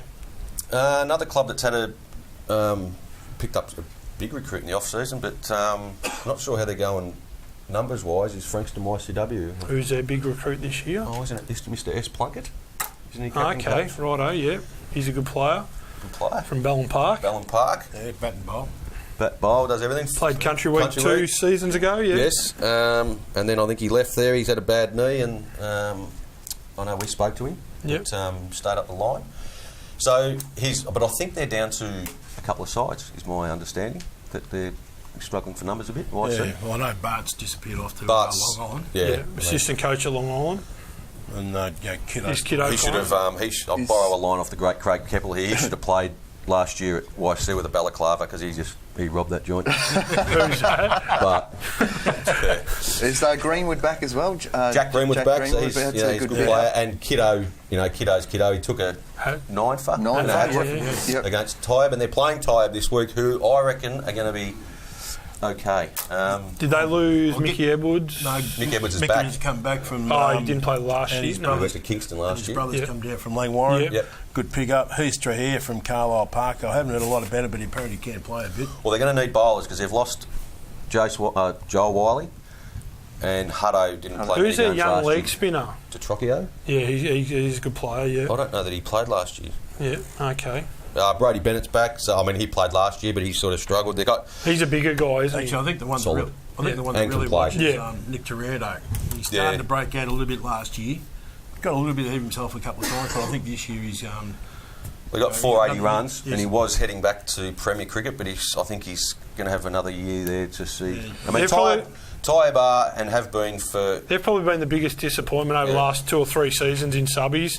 I don't think they've played any finals, but they've had a team that. On paper, and we all know what you can do with paper, Clint, Yeah, they are. They've underachieved in the last 3 years. They've had a really good team. Well, on on paper again, you'd think they're going to be up there again this year, wouldn't you? Maybe even more so if they're bowling. They'd be disappointed if they didn't. Picking up the 2 Edwards boy, or Mick back and young Aaron as well. Yeah, I think picking up Michael is going to help Nick Torano's batting too, because he's not going to be the one that's got to make all the runs. He's going to have somebody at the other end sort of ticking the ball over at the same time. So I think big year out of Nick Torano.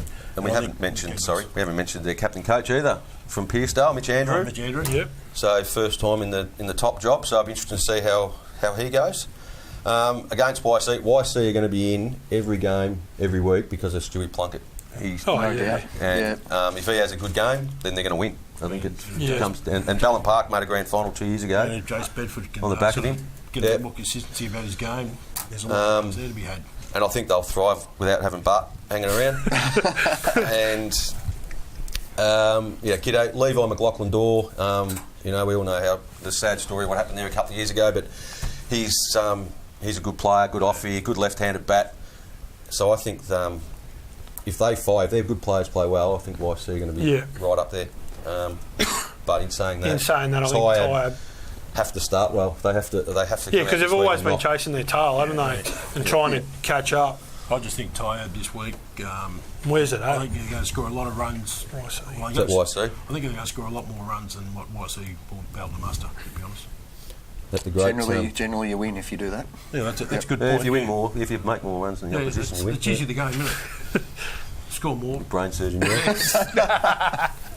Well, so it is the first night. Yeah, so the next game and the last game now with Dramana having the bye against Ballon Park is Tookarook, who are playing their home games this year at Citation Oval, because Truman's Road is dangerous. What it was and still is a tip. The ground's no good. The nets are getting redone, which are getting redone next to the small oval as you drive in on the left-hand side. Yep. So they've got some funding, they've put a bit of money in. So Robbie French has taken over as president down there, and he's got his work cut out, but he's doing a super job. He's really keen. They've got Matty Whelan back from Rye. Mitch Floyd's come over from Hastings. Yeah. Is he coach or...? No, he's just playing. Just playing, yeah. Just playing. Andrew Libby was coach, but he's had to pull out. But my understanding is he'll be coming back after Christmas. Yeah. And Flash Stevenson's taken over as coach. Right, so which will be good for him anyway. Is his young fella... I think he's having a year off. He's having a year off according to the bit of paper. But they've got his other young son, Connor, who's going to be a good leg spinner, so he'll be there. So I think... I don't think Tookarook have ever won a senior flag. No. If they don't... They're like Tired. I can see those two. They're under a bit of pressure that they have to... A bit like Carrum Downs too. Tookarook have been... just missing out on finals over the last 4 or 5 years, and maybe just to break that hurdle of getting into the finals last year. Maybe. The Tutors, if you look at the ins there, they're, Wheels, we all know what Wheels can do, bat and ball. The one I think's a massive in for them is Mitch Floyd. Just that angry fast bowler, real competitor, can change a game in a couple of overs. Also, when he goes into bat, can hit a ball a long way as well. I think he'll make a big difference to a lot of the young blokes down at that club. He'll probably lift up a few of those guys because they've got quite a few kids down there. And the other one that they've got there too is Travis French as captain. Yeah. So the Cats stood up as captain this year. So interesting that the brother takes over as president, and then bang, the other brother's captain. Yep. So, but he's quality, Travis. Yeah, I just think their outs is a little bit big too with Kingy sort of retiring. Yeah, but he was stuffed last year. His body didn't really hold up. So, but he's still just his knowledge and his few overs that he can bowl pretty quick. Is pretty handy. And Jack Barber going back to Summerpool sort of. And there's some good ins though for Sky as well. Jamie Smith returning, and Craddock, Clinch, Milano, and Merlot. Oh, Twig's back. A few familiar names back on board so with Sky. So if Twig's back, you'd think his brother, the rest of the Smith clan will come. So they're going to make him competitive. Yeah, see, Clinchy and Milano and Merlot and Craddock were there last year anyway, so Jamie Smith just returns from a ring. And they'll improve naturally by not having Scott Blaylock coach. So probably one of the greatest. To Scotty, that was a joke, mate. And I know he will try and punch me. Probably took a rook in that one, but going on to the Dramana as well, they're probably going to be again the team to beat. With some of those. Yeah, but they've lost the league medalist. He's gone to who's that? Jack Fowler. Where's he gone? Kingston. Okay, righto. Hawks. So he's gone up there with Brad Rossborough. Yep. So he'd come back from the UK early. Yep. So you're taking out a bloke that's made. Well, what's he done there? So he's made 416 runs and taken 45 wickets. So it's that's two players in one they've got to replace. Hopefully Kieran can stand up a bit more. Is his brother playing, Sam? Well, according to the the Rat's not playing. That's too big. And I think Siver's not playing too. Adam Siverella's not playing as well. So maybe they might not be the team to beat them. Yeah, so probably want to do a bit of research before you open your mouth, please. I'm just going off Nilo's rundown. But the thing that they've got to, Kieran, the great Jeff Bloom, every year it gets brought up. He would fit in beautifully on this panel because he would do it with a hat. Because he bowls in a hat. He's just He was really nervous last year when he came on to one of the shows. I think we had him as a phone-in. That's a phone-in, last year. He was crumbling. Yeah, before the final, wasn't it? Yeah. Actually, I think with those outs there, I think I might lean towards Sky, actually, surprisingly. Yeah, Sky, yeah. Well, so this is where you need to do some research as well, because Dramana aren't actually playing this game. Tukaruka playing Sky. Sorry, so Dramana's playing the bye, and I reckon the bye's a chance with all those outs from Dramana. What do you reckon? Tukaruka versus Sky. Yeah. I think Sky will improve. They will definitely improve. Actually, I reckon Sky just might surprise somebody this week and actually put round one day, anything can happen. Yeah. I think Toot and Tide for me, they're the I reckon they're the two teams starting the year. They need and to Balnearing and Bonio are probably play the last game of the year. Yeah, but Balnearing though, a bit like the Bible, hard to read. Like sometimes they play out of their skin for 2 weeks and then they'll have a shocker, similar to Main Ridge sometimes actually. But yeah, they can be a little bit unpredictable, Balnearing, but they should be right up there. So we'll, I think what we'll do too, Neil, is we'll go through and I know in the past we've done you've got to pick the four. We've got a room full of all the old hosts of the radio show, so we'll make that snap decision that everyone's got to pick their final four and we'll go into the vault and we'll work it out. I think I just gave mine. Vossi runs the vault. Probably a 6-pack each, I reckon. Tukaruka, Tired. I mean, I'm going Tukaruka, Tired, Bonio. No, we'll just put it on paper. You don't have to let us know. So that's round one of sub-district. And we'll be back after the break, I think, with Neil back in the chair, and we'll go through district for round one. Don't be stumped, as the Cricket Show will be back after these messages. Ever thought of yourself as a powerful member of your local community? As a customer of a Bendigo Community Bank branch, that's exactly who you are. For when you choose to bank with the Bendigo Bank, it triggers a cycle of great outcomes for your local community. Banking with a community bank means your community shares in the bank's income. Your community then decides which projects that income is spent on. So let's make great things happen. Drop into your nearest Bendigo Community Bank branch or visit bendigobank.com.au. From the stumps to the outer, this is the RPP FM Cricket Show, brought to you by the Mornington and Rosebud Telstra stores. Welcome back to the Bendigo Bank section of the NPCA Cricket Show. We're going to talk about district now and round one. And remember, everybody, too, it's 12:30 start Saturday. If you didn't realise that by now, it's you're probably late.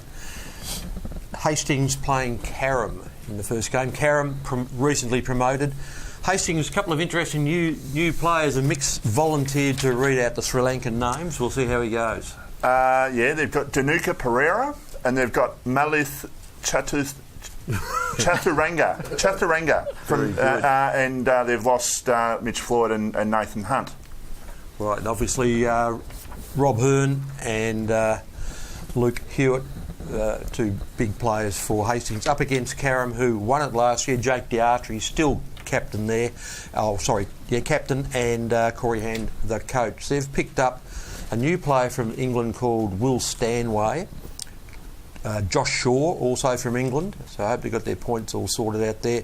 Liam Cornfield and Beau Freeman are both Main Ridge players, and Dylan Ridgway is returning, and Hayden Moulton returning, which will be a big improvement there because he's bowled very well a couple of years ago. So this should be a pretty interesting one. Josh Dent's got the season off. He's got family commitments, so he'll be off most of that year. But this should be a pretty interesting one. Carrum snuck under the radar a bit last year, I reckon, Jugger, and up against Hastings, who, after an ordinary start, actually played some very, very handy cricket in the second half of the year last year. I mean, the unknown's obviously going to be how good the two Sri Lankans are, but Luke Hewitt never played till after Christmas last year. Jake Hewitt's back as well, so, and we can't underestimate how good a player Robbie Hearn is. So I would. They've lost Ryan McNamara as well, who's gone to this man's club. David, but I think Hastings are going to be. I mean, if these, even with who knows what the Sri Lankans are going to be like, but you'd think they'd be okay.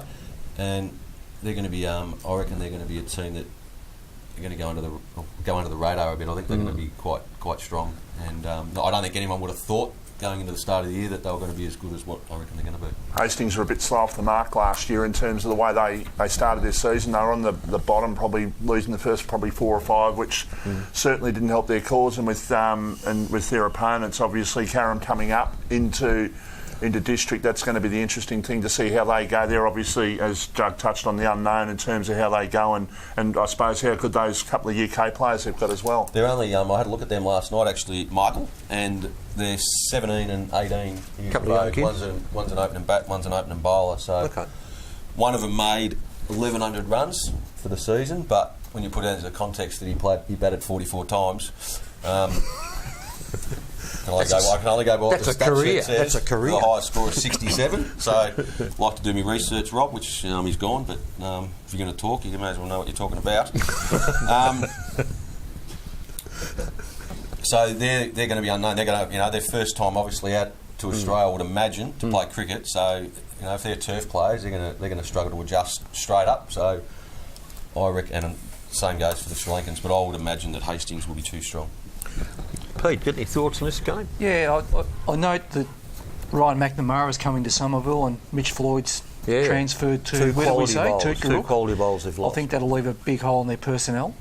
Izzy Dias coming back? He's playing, so he's obviously a terrific bowler. He's class. Yeah, he's a class player. Yeah, but look, I think losing the two fast bowlers... I think Hewitt will be bowling a bit this year too. Yeah. He didn't really bowl much the second half of last year when he returned, but he should be bowling this year. That'll help. There's some question marks there. New players coming in and 2 experienced good cricketers leaving. So my prediction is it might take them a little while to adjust at the start of the season. Hastings? All right.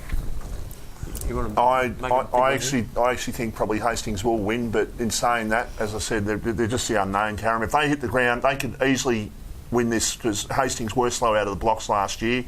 Obviously, they're looking at trying to step up a little bit, and I know Rob is a very competitive beast in terms of how he goes about what he wants to do, and he wants to play finals. He doesn't want to be finishing 7th or 8th. He wants to play finals. He wants to win flags, and he'll be wanting to get off on a good note on Saturday. Yeah, it's a very, very interesting one, and Carrum surprised everybody last year, and they'll be right up in the mix, and it's just we're going to say this, I think, about a lot of these games. It's going to be really, really hard to assess things until we've had a look at them on the ground 3 or 4 times, perhaps. The next game is Mount Martha playing Seaford Tigers. Mount Martha will be looked after by Reece Whitling. They've got the notion of a coaching panel. We've got Mr. Jason Jacoby's helping out Reece there. Curtis Stone's involved there. Huntsy's mate Mike Ronke is also involved in the coaching panel. They've got Brad Lynch over from Mornington. They've got Stephen Beach from Crib Point. And they reckon that young Connor Jacoby could be one to keep an eye on. David McKenzie could be one to keep an eye on. So seeing how their young ones develop will be the interesting part for Mount Martha. Kane Hawkins is a good player. He's a left-handed bat. I think he's 17 or 18. Who's Brad Lynch, Michael? Brad Lynch played at Mornington 2 years ago. He played ones. He came from, I think, down Sale Way a couple of years ago, and he played a full season. He actually got cleared, I'm pretty sure, last year to Bomb Beach, but I don't think he actually played. I think he might have sat out with a bit of a knee problem last year. But no, Lynchy's a good bloke, and he's certainly a loss because he can bat and he'll add some strength to Mount Martha's middle order. For Tigers, Dave James will be captain. Matty Roach will be coach, which is his first time in that role. An ex-Somerville boy for a while there, Roachy. Correct. 2 new players from Cranbourne in Jake Harrington and Braden Roscoe. I haven't heard much about them. I don't know whether you've been able to track anything down there. Johnny Plakarakis moving to Sydney. He'll be a loss, as will Mackenzie Gardner. He's saying players to watch here, perhaps Maxie Waters coming back after a knee reconstruction, and he'll be able to do a bit of bowling this year. So their side will be very different. Tigers always rely heavily on Ash Mills. He's the key to them. Playing. Which that was going to be my question. If he's there, if he gets any games in that makes a difference. Without him, their batting was very, very suspect last year. I think would be a fair say. I think if they go okay, he'll qualify for finals. But basically, he's retired. But he will come back at some stage this year, I think, depending. Any thoughts, Mick, on the game? Mount Martha were probably the surprise packet last year. Now, they fell short for finals last year, they didn't they, in the end? They looked like they were going to make it and just failed at the end. So you know that, just to butt in, you two blokes probably need to do your research as well, because they finished 4th. They did play finals. Yeah, they did play There you go. Well, Thank God you're there, Joe. Well, it's Well actually done, in front of him, Huey. It's got the ladder there, and it No, I says they can't finished 4th, read and that, mate. they lost to Baden Powell in the final. So, Mount Martha will win this one, though, boys. Paid attention to detail. Yeah. Attention to detail is very good. Well done, it's not John. hard to read, is it? Oh, where have you put that up? Doesn't You matter. missed No your wonder you are always behind the pots You and missed pans, your mate, calling 'cause in you're no life, good. Jug. You really did. Sorry, Michael, I can read. It's on the basis of them making the 4 and making Mount Martha doing have it to right. improve their batting. They made right. the finals last year on the back of Reece Whitling having a great year. They were really united the way they went about it. Yep. But they defended a lot of poor scores. If they can sort their batting out, they'll be okay. If they don't, then I think Tigers again. If Dave James gets away on Saturday, so basically I reckon Saturday comes down to if Dave James gets hold of Reece Whitling at the top of the order, the game's over. And I believe that Braden Roscoe, one of the new players, is likely to be an opening batsman and going to partner Dave James at the top of the order there. The big loss that Tigers have got, if Ashmill's is Mackenzie Gardner is a quality young player. Like he's only 17 or 18, but he got runs both times against us last year. He can play. And having a crack at Frankston Peninsula, so good luck there to Mackenzie. And Roachy could get a couple of wickets early as well. That's the other thing with the bowling, because Roachy can go for a few runs, but also can break through at the top. And if he does that might sort of upset Mount Martha's apple cart a little bit. Yeah, handy bowler. Roachy, you've seen him at his best. Roachy, 40 wickets in a premiership year at Somerville. I've watched him obviously for 3 years. He's a very, very good bowler. I'll tip him to be a match winner. And I'm also hearing pretty good mail that Seaford Tigers have recruited pretty well. Okay. So I think they might be a team to watch this year. So that'll be interesting. You've got a side who was in the finals. We've now learnt Jugger up against Tigers, who could be the big improvers. So that'll be an interesting match. You're going to have a tip. You've got I reckon Tigers will win. Tigers on this one. Your mate Dave James to do the job. Yep. The third game will be Seaford playing Delacombe Park. Now, a lot of pressure on Seaford. They've moved to the Cannonock ground because of anyone who's been on a train would have noticed that their ground has been dug up for a while and will remain so for a while. So moving to their Cannonock ground won't be particularly easy. They've been under the pump a little bit, I reckon, in the last couple of years. Ryan McQueen, captain coach again. Josh Trevitt from Royal Park, Brunswick playing. Dill Pagini has returned, and Jake Fagona has come across from Bellham Park. So they've got a couple of new players there. So if they have lost Dan Polson and Dale Christie, which were massive, the best bat and their best bowler probably last year. So that's huge losses there for Seaford. They've lost 70 wickets and 600 runs. So, yeah. And as you said, I noticed that Cleefy is playing, so a lot's going to fall on him with the ball. And it'll be interesting to see how many games Faisal plays, considering he's just had a baby. Obviously, his business is booming. He's just bought a new pad, I think, in Mount Eliza, so he's got lots of things going on in his life. So it'll be interesting to see whether he plays, but they're going to rely heavily on McQueen with the bat. Yep. And Cleefy is going to have a really good year with the ball. They finished second last year. Dale Christie's obviously coaching. I think he's captain the seconds at Frankston Peninsula this year and is a development coach. And Dan Polson's, he won the medal last year, best player in the comp. So in that grade, massive holes to fill. Like, if looking at it, if I was going to put some question marks over a couple of sides that may fall out of the 4, I'd put some question marks on Seaford and Mount Martha. The boys have touched on some of the teams that are struggling for sides as going through. Seaford's one of these sides. Like, they did go back to 2. I'm not sure whether they're 2 or 3 this year, but they're certainly lower on sides compared to most other sides. And Jug, we were talking off air earlier in regards to some of those sides that are nearby to each other. It's sort of obviously people having trouble committing for whatever reason, but they're just one of those sides that's sort of next door to a few sides, and they're just sort of struggling like a few of the others around them, I guess. Yeah, and the massive challenge for them this year is their facilities. Like, I don't know. It's really hard. Yeah, I don't know where they're going to go on a Saturday night. Are they at Cannonock or do they go back to Seaford? Their training, I'm assuming, has Cannonock got nets? So they got a lot of those. I don't know. They might have to join in with Robbie Bowen practicing goal umpiring or something over. Yeah. That's where they do that. I think that Delicon Park, don't forget, I as a picked them to win relegated the flag as a relegated in round team, 12 last year when they were getting relegated. Were red hot. They're good. They're probably the best team to be relegated that you could think of in going back 30 or 40 years. Not many sides, I think 5 or 6 wins, and the first couple of games last year when Ricky Ramsdale was having a holiday, he'll be back for the full season if he behaves himself. He's got Liam Ramsdale coming along, playing this year, coming across from Langwarrin, and Daniel Strecker from Heatherton as a new player. So I think they'll be strong again, and Rammer's hard to go records, against. It speaks for itself. He's taken Pines from subbies to Provincial, and he did it on the back of kids. Rammer's Rammer, and some people don't gravitate to him. A lot do. And the way he's done it has been successful. The first year he looked after Delicum, they were in the finals, and then last year relegated, but one game out of being fourth. And he didn't play the whole season. As I said earlier, I thought last year when they got relegated that they were going to be the team to beat on the back of, you got Chico, Johnny Guthrie's a star. So, their ground's unique, and I think they play it pretty well, so I can see them they're the team to beat, in my opinion. They've been training on a Wednesday night, like they train at the same time as the Mornington boys on a Wednesday night at Saxon. They look all right, and they'll beat Seaford. They'll beat Seaford this week. Pete, I think Somerville played Delacombe in the last game last year, and they gave us an absolute touch-up in a one-dayer.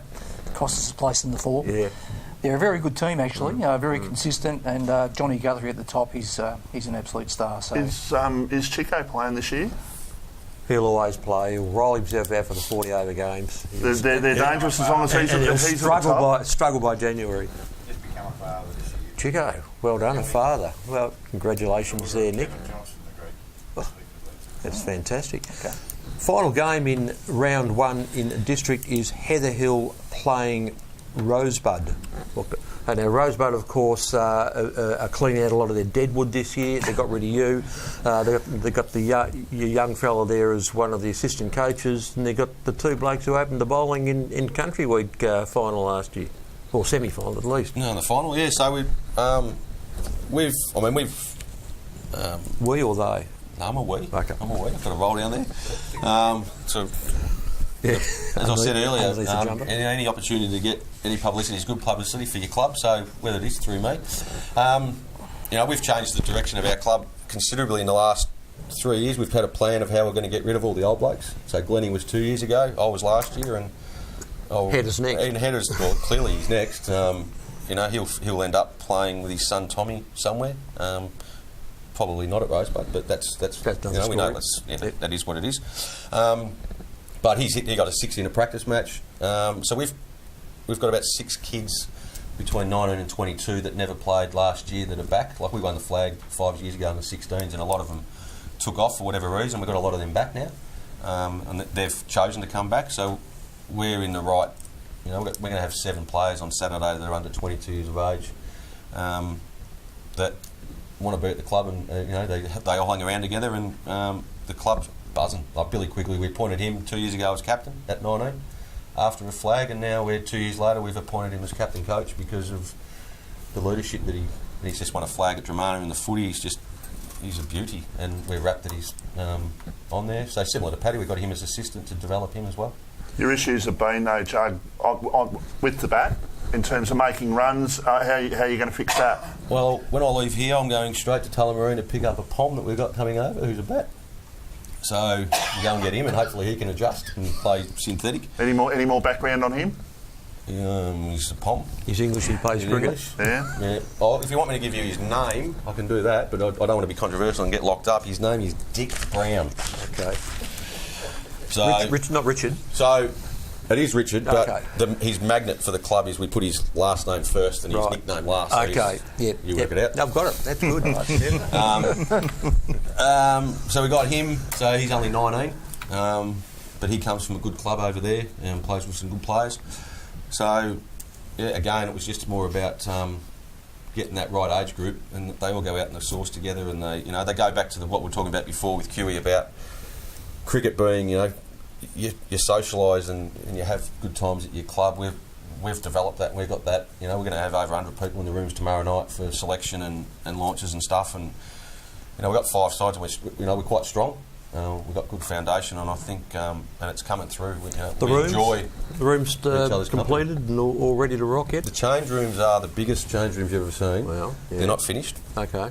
And the social room looks like just a shoebox compared to it, so they're massive. So they'll be ready mid-November. So we're quite excited, because I don't think anyone, realistically, no one's going to give us. We didn't make the finals last year. We finished 6th. Heatherhill were 3rd. Heatherhill played off in the grand final on the back of, still to this day, I don't know how they're successful. Damien Rigby's not only an ordinary bloke, he's an ordinary coach, and so that goes to show how good Sam Mallaby is as a captain, because he's had to put up with rigours as the coach. And Chris Miller, Jake Theobald and Steve O'Donnell will be 3 of the better players they'll be looking for. He got a couple of hundred in a game last year. Jake Theobald took 30-odd wickets. Christian Miller's country week player.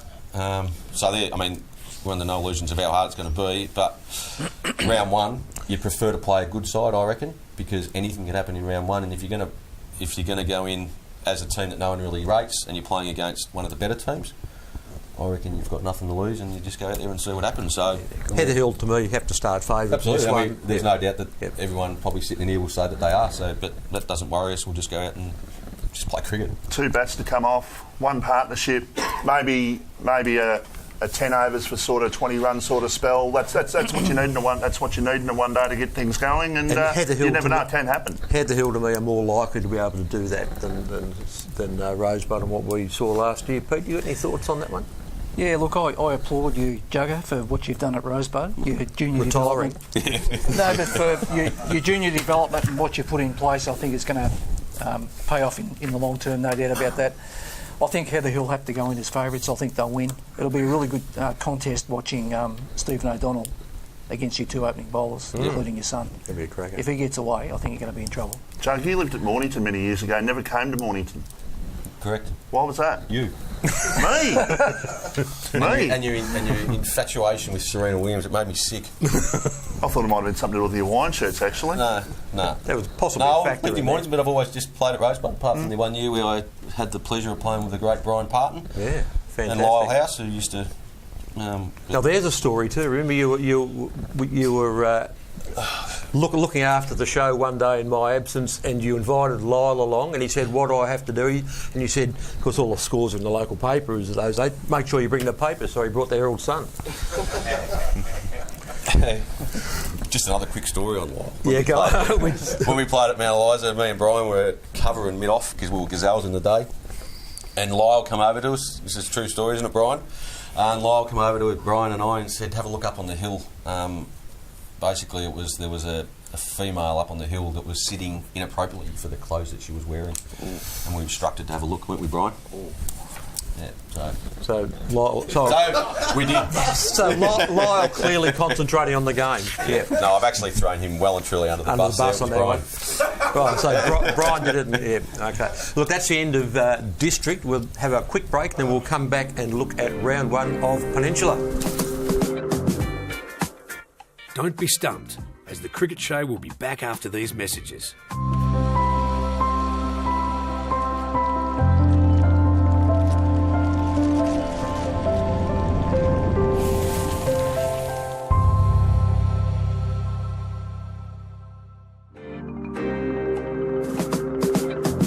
From the stumps to the outer, this is the RPP FM Cricket Show. Brought to you by the Mornington and Rosebud Telstra stores. And welcome back to the NPCA Cricket Show. We're going to look at Peninsula Division Round 1. This division will be brought to you by Pete and the boys at Telstra in Rosebud and Mornington.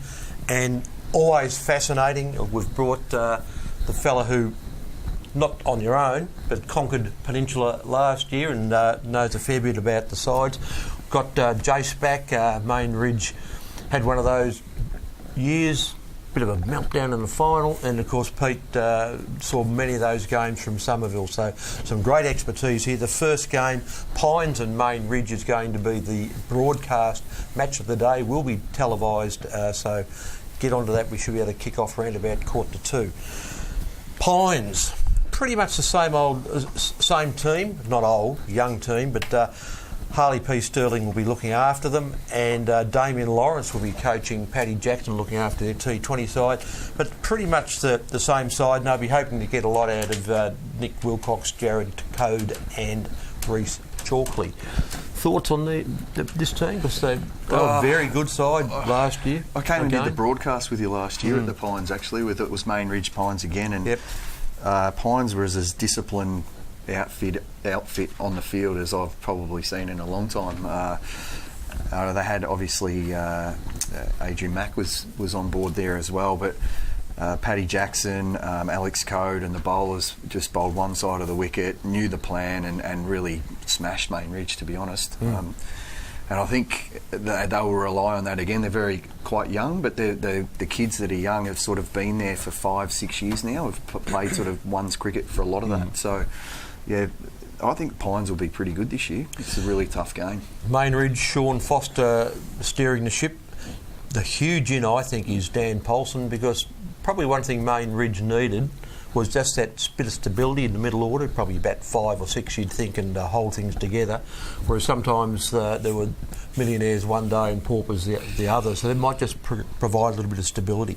Yeah, well aware of that, Neil, and have been part of that in the past, mainly the pauper part. Look, Polly, effectively Polly comes in and Nick Jewell goes out, and what Polly offers the side is not just is the stability when he's batting, and I think he's a proven performer over a long time now.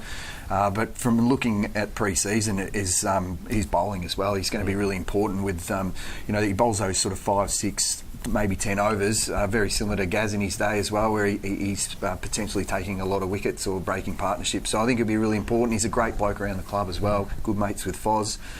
And look, the pre-season for the Ridge has been really good. It's very. We're all saying the same thing. Clint will say the same thing about Flinders as well, and Pete about Somerville. But it's all been very positive. The kids, the Main Ridge kids, similar to what I've just said about the Pines ones, have sort of got 4 or 5 younger blokes who've played now 2-3 seasons in the first team. And Ollie McEnroe was great here last year. Yeah, Ollie's one who has really developed and a great head on his shoulders as well. Banks. Yeah. Jack Banks is definitely going to be a good one. He's still only in year 11 at school. I see him every day at school, and his shoulders are huge, and he's going to be he's still developing. He's probably not there yet, but he'll be bigger and better from last year. And then there's a few of the older brigade, I suppose. Foz, we know what we're going to get from Foz.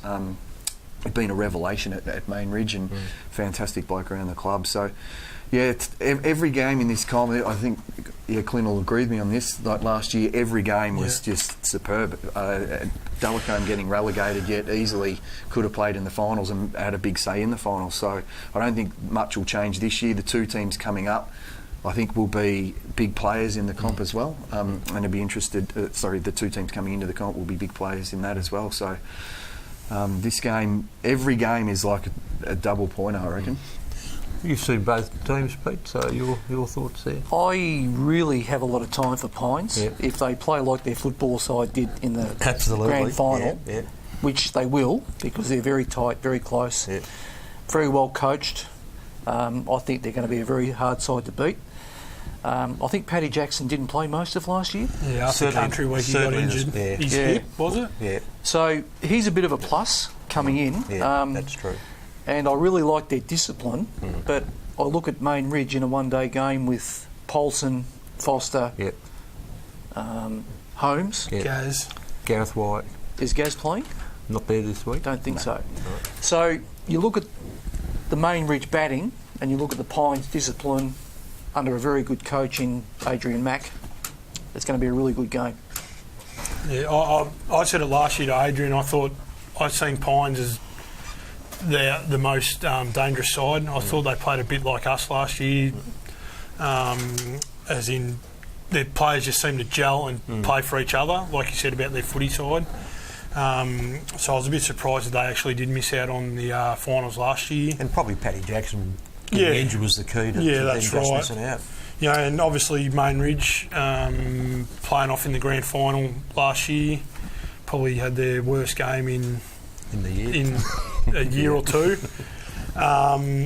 So I see these two sides really being up there this year. I think Pines will be the big improver, and obviously Main Ridge will be thereabouts again this year.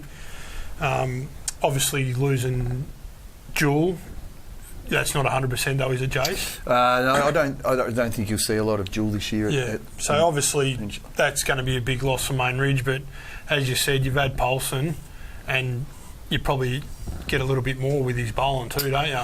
Yeah, definitely his bowling will have a big play. I mean, it's interesting to see he plays to watch Luke Collins. I try not to watch Colo, especially about midnight dancing on the table tennis table. But the Wasp he's been a superb bowler over the last couple of years, and that's where I think Polly's going to have a big role to play. Is he just takes that little bit more pressure off the Wasp and Ollie McEncroe and guys like that. Yeah, because he took close to 40 wickets last year, didn't he? Yeah, he did. Yeah, he was superb.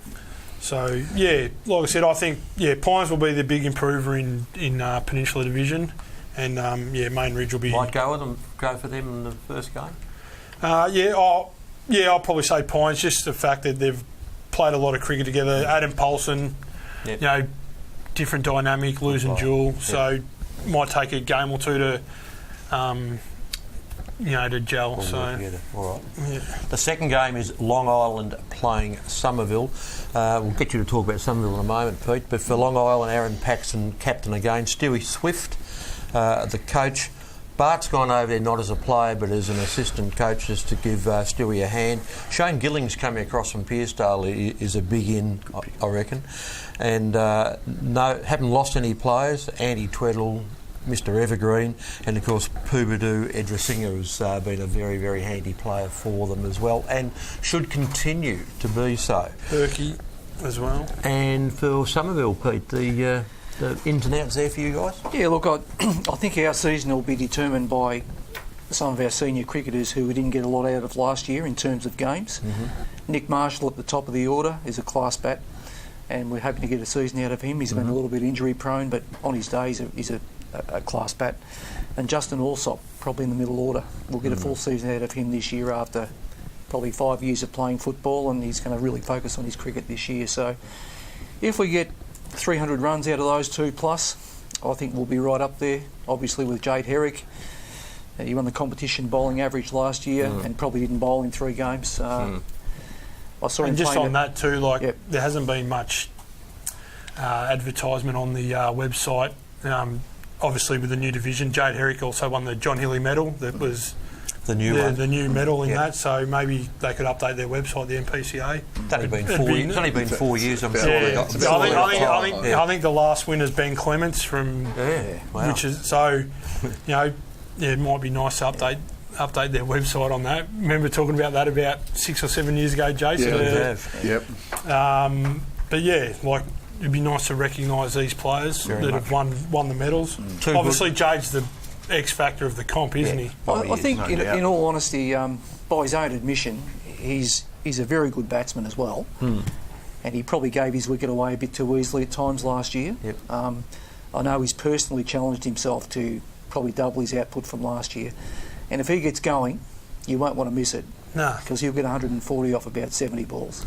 Adding in Ryan McNamara, great bowler, and Jack Barber will be a great one for you to have back in the team as well. Jack's after Christmas, but he's a good player. Yes, Long Island will be thereabouts again. Good last year, really good. But I totally agree with Pete. If knowing now Nick Marshall's going to be there for a full season, and also Justin Alsop, 2 quality players. If you get them for the full season, that really adds to the batting. If Herrick makes a few runs as well, then I think Somerville will be right up there. And Ryan McNamara, don't understate his signing either. I think he'll be a really good player for them. I'm leaning towards Somerville in this one. If anyone wants to make a tip at all, it's hard to do. Yeah, it is a tough one, but yeah, probably Somerville. Like I said a bit earlier, Jade Herrick said the X factor. One day, first game of the year. I think he got off to a blinder last year too, didn't he? In the first game of the year. So, don't be surprised. Long Island, they'll be pushing again for another finals berth. And we're right in saying that Long Island have got the opening of their new stadium. Yeah, so they'll have a big crowd there. So the motivation will be fairly high. I think the footy boys. There was a thing out there. All the footy boys. So you might have a bit of a raucous crowd. So, great to see. Gillings is a great pickup there too. Very I think these are two teams will be at the point end of the season. Absolutely. Our next game's Baden Powell, who promoted. Red Hill, who missed the finals, I think the first time since Simon Dart's been there, and they always up amongst them and always seen as the team to beat, but just fell short a little bit last year. Apparently Carl Robinson is there for the full season. We've seen him, bits and pieces of him in the past. They're hoping for good things from Tommy Collette, and of course Brent Martin's a very handy player, and that's the Red Hill boys. Baden Powell, Craig Entwistle, who's just does great leadership for them, very successful last year. His captain coach Mark O'Sullivan's popping in as the assistant coach. Sally always does a great job. A couple of new players, Shannon Small from Knox Gardens, Taylor Harrison from Kingston Hawthorn, Sean Hawken, also from Kingston Hawthorn, and Josh the Shed Waldron is returning. They're hoping to get good stuff out of Cohen Chernikoff, Ryan Barnett and Reece Elmy, who were very good for them last year as well. Well, I really rate Baden Powell. And last year, they proved how good they can be, especially their bowling. Their bowling was sensational. Super strong. Ryan year. Barnett is a quality bowler, especially with that new ball. And any team not playing well, any team with Reece Elmy in it as well is always a danger. So, the suggestion Ryan Barnett may not be there early in the season. Yeah. Okay. Well, hopefully they've got Ricey still playing as well. He's another quality bowler. It's hard to know. A couple of those names we don't know. Could be. I think Hawkins is a junior coming back. From Kingston. From Kingston. Yep. And I don't know if Harrison is he any relation to John? No. I think it might be Fred's. Perhaps Fred Harrison. Maybe another junior coming back then that's tried his luck at Premier Cricket. So obviously they'll be good ins for them. They're all pretty tight. Baden Powell, they play that way. A bit similar to what we just said about Pines, is they know their game very well. They know their ground very well. Their ground is a real unique ground on the Peninsula to play because it's so big, massive, and they do play it really well. So I think they'll be pretty good this year. And who are they playing there? Red Hill. Oh, Red Hill. Well, hard to beat at home though. And they're going to be the same as they have been, aren't they? They're going to probably rely a lot on Darty again.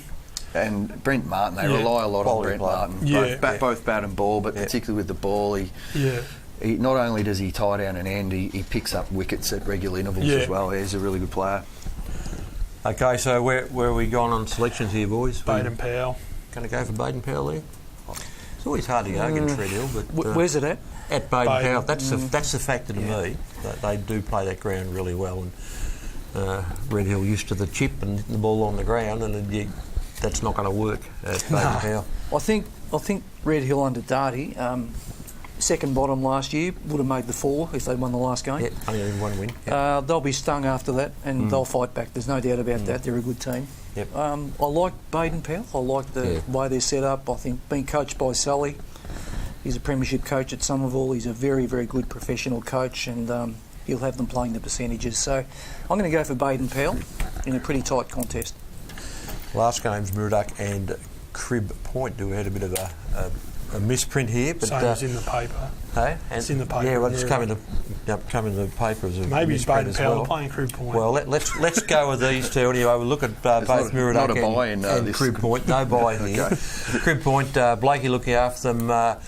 Jugger's mate, the other old guy, Brad Glenn is the coach. He'll be playing sometime though. Wasn't Glennie appointed coach 2 years ago at Crib Point? No, he was just a helper, director of coaching and helping and that sort of stuff last year. So in Mitch Stansborough from Flinders, Wade Symes from Flinders, James Dodge from Kilsyth. They've lost Tom Pengelly, presumably going back to Flinders, and Sean Cairns also. We'd done a trade.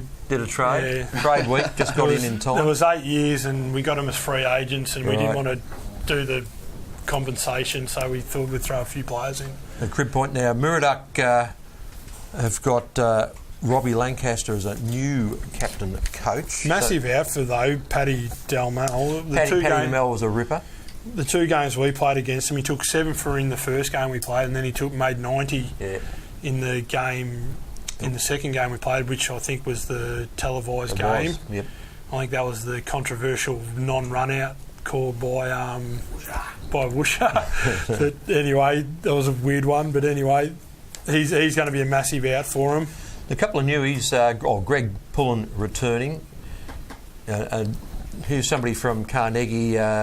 We want to have a crack at pronouncing that one. Casson Senderpathy or something along those lines, and also Selena Rajakaruna. Oh, that's good. And Luke Palmer from England, and also Liam Phillips from England. So another massive turnover of players there for Murdoch. They're going to have to balance all of that out. I spoke to Big Kenny a few weeks ago, and he said they're a bit like the UN at the moment. Okay. So they got.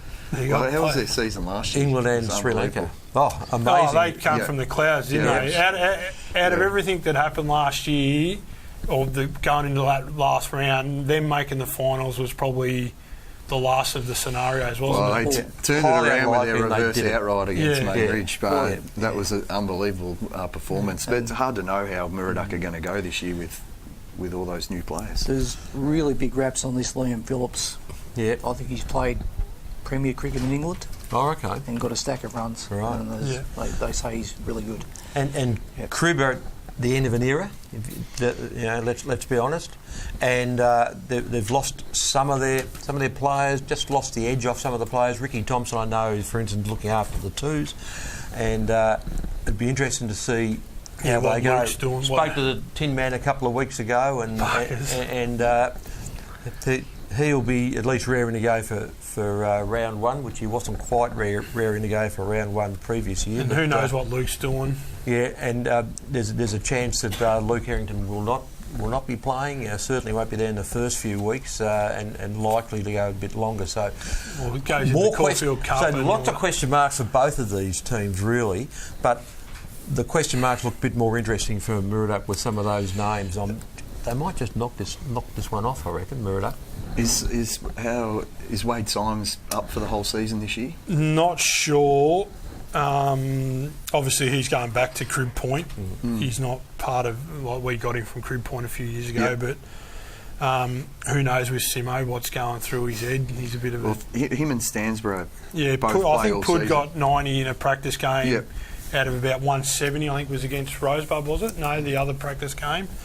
He's a good player, good top order bat, probably bat number 4, and bowls good handy off spin. So if they can get 250, 300 runs out of him and 15 to 20 wickets, that's a good get.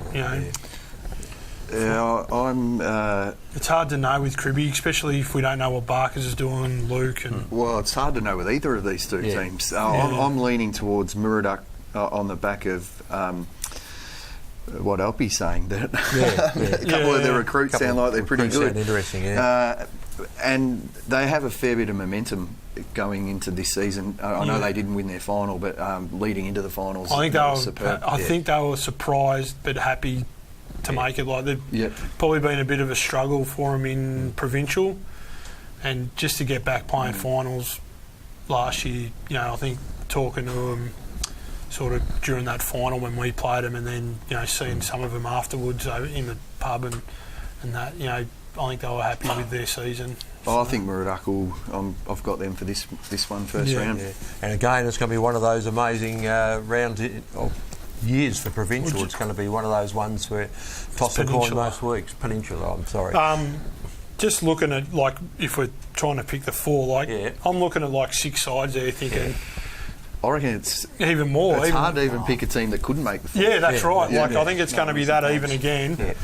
And whoever gets relegated is going to be stiff again, I reckon, in this comp. Yeah. But that's what we wanted Absolutely. We wanted all, we wanted all this, so it was great. Look, that's sort of the end of our wrap of Peninsula. Thanks for that correction. And we'll be back in a moment with the rest of the panel looking at Provincial.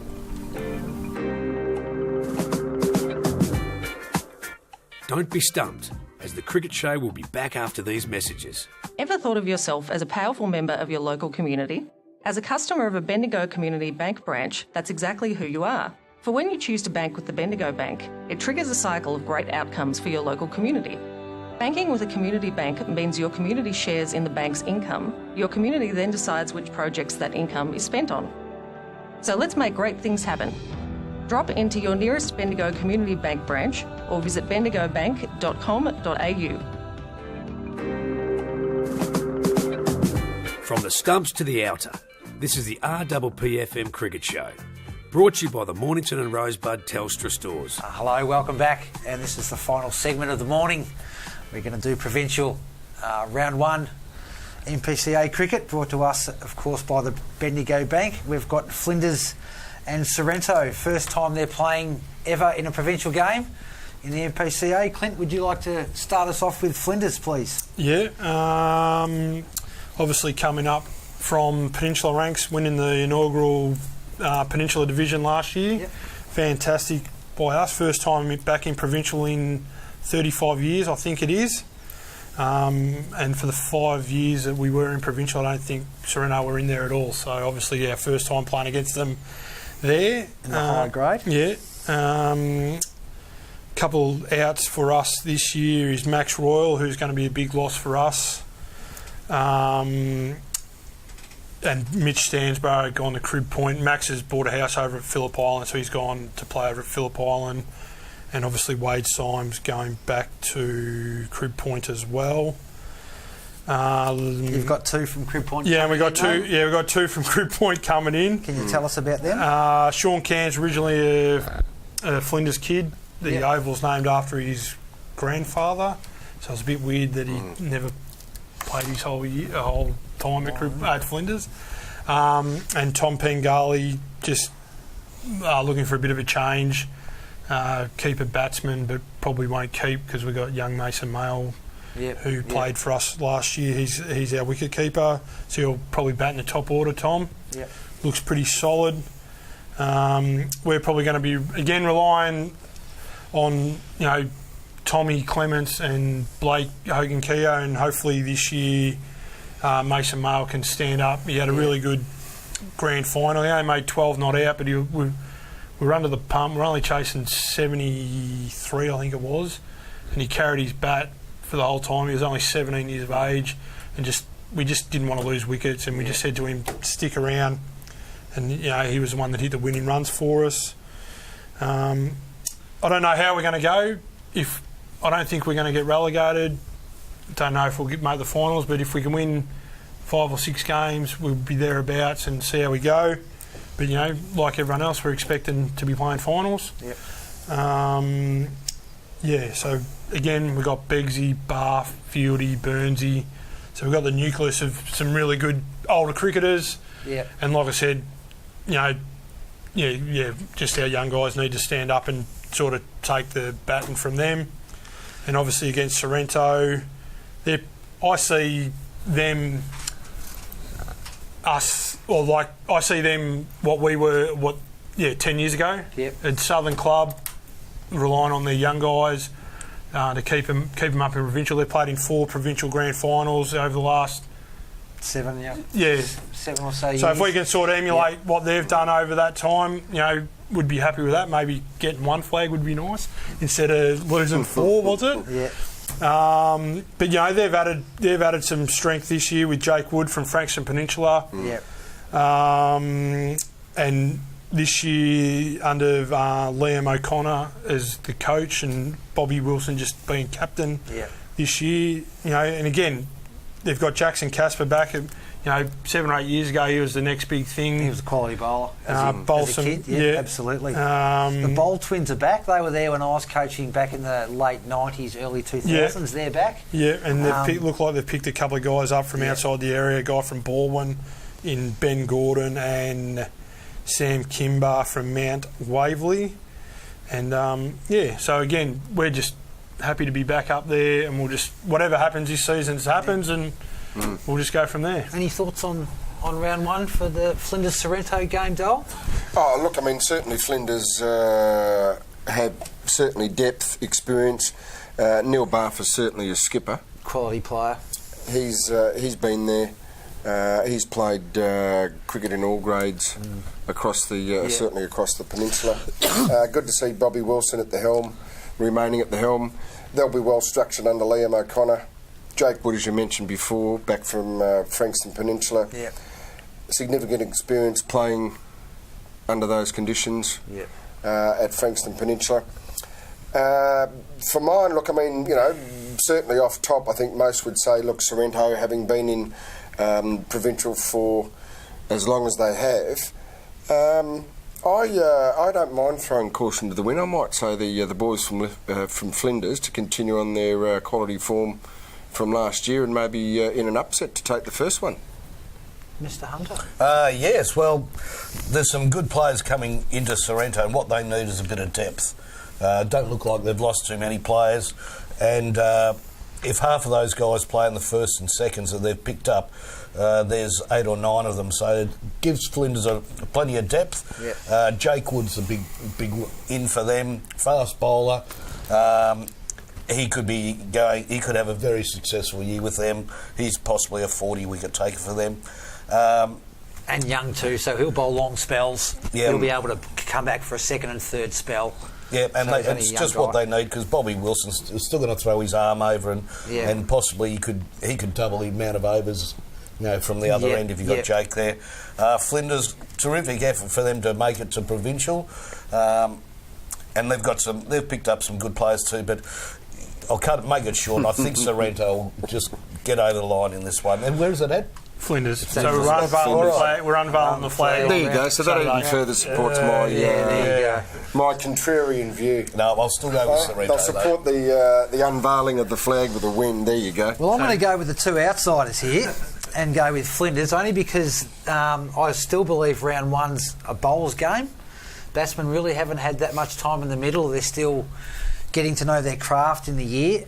I reckon it's a bowler's game, and Field and Burns will do the job on the top order of Sorrento. Are they in their 40s? Both in their 40s. We've got 5 40 pluses and the other 6 are 23 and under, or 24 and under. They're almost the Flinders old boys as well. Yeah, so Flinders for me.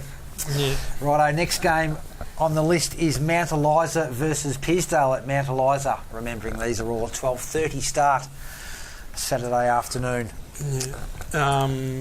Clint, righto. Sorry. No, all right. I didn't know which way to go then. I was cool. Mount Eliza obviously played off in the grand final last year. Who was that against again?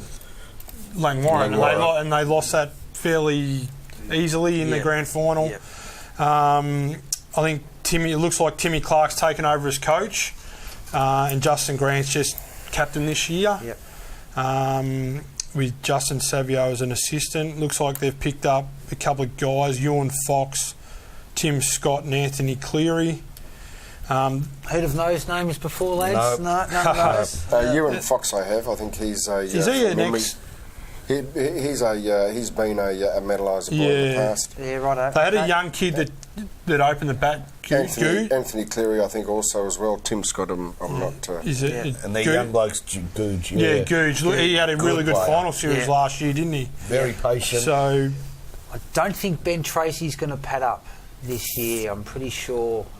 Is that what you've heard? That's what I've heard, being down at Moona Links where he plays golf. So Pierce, so they need to find a keeper. They need to find Timmy Clark. They've got Timmy Clark. Yeah, Tim Clark. Of course. Yeah. Pretty handy gloves as a replacement. Pearsdale are going to be a bit of the unknown. It looks like they're a bit depleted. They've lost Gillings.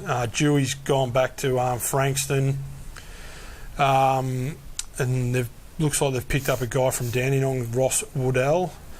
And he's come on as assistant coach to help out Kane Smith. They haven't named a captain. That's interesting. Captain coach Kane. Is he? Yeah. So he's a great leader, Rammer. So it's hard to tell. I don't know how Pearstow will go, losing Dewey. That's a massive loss. Yeah, between Chris Dew and Shane Gillings. Yeah, that's two big outs. Two big outs. Coming up against last year's runner-up, Yeah. it's going to be they might find it a little hard. So I'll back Mount Eliza in that one. Yep, I'm the same. Mount Eliza were a very good team last year. There's a lot of young players in their team, and the two teams were outstanding fielding for the year. We played off in the grand final, Langwarrin and Mount Eliza. Yep. And that's where I see this game being won by Mount Eliza here with their youth and their sharp fielding will beat Pearstow.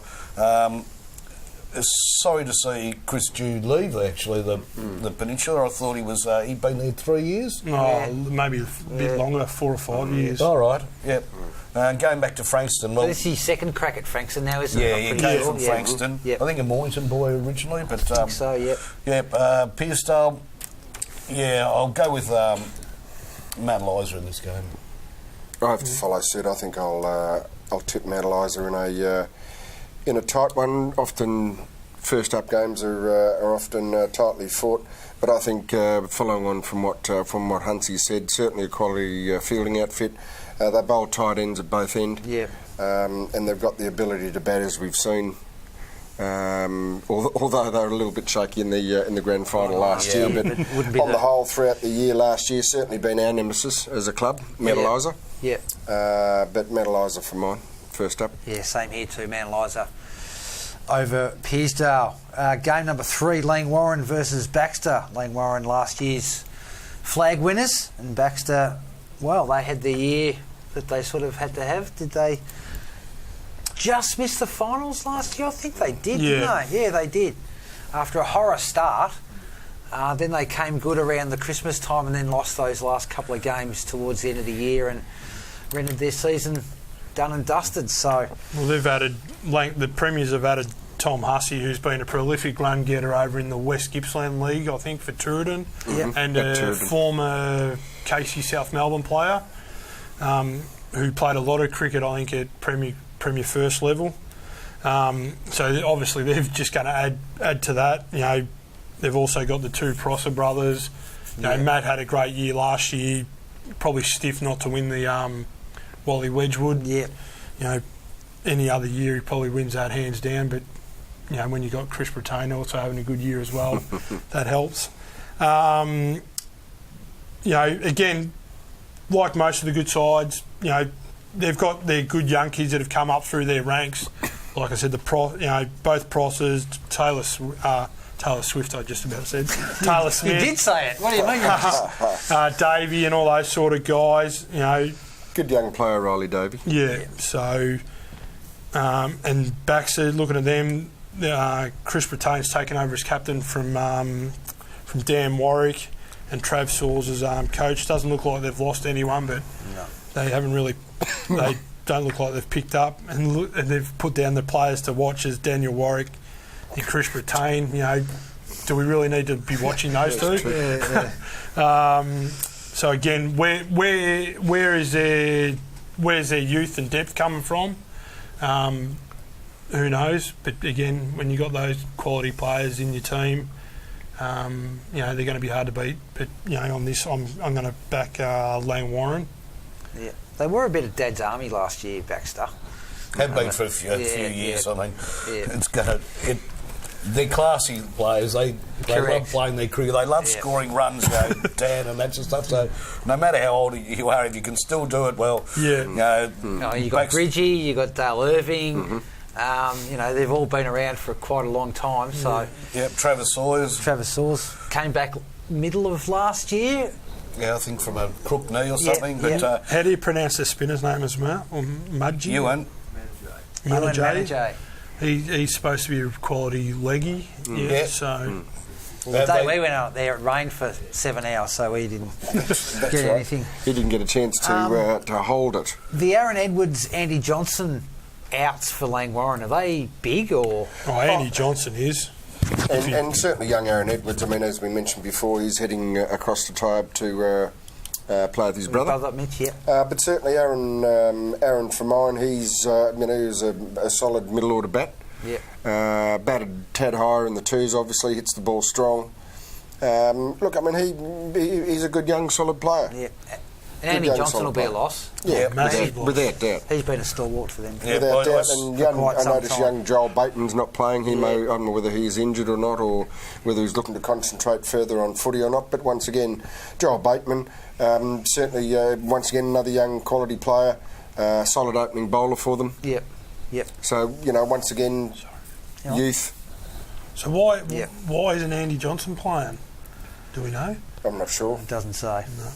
No, keep it pretty quiet at Langwarrin. Yeah, keep your cards close to their chest. Not much gets out of Lloyd Park. All the press comes from Langwarrin, but they keep it quiet. Not much comes out of Lloyd Park, I can guarantee. Simon only discloses what needs to be disclosed. We know that. Tells us what we need to know. Do we have a tip? Langy.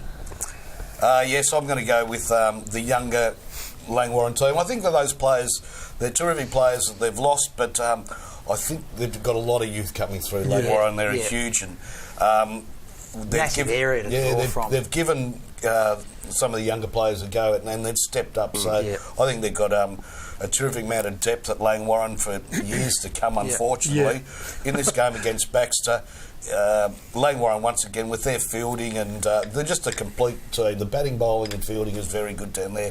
Baxter's strengths, their batting.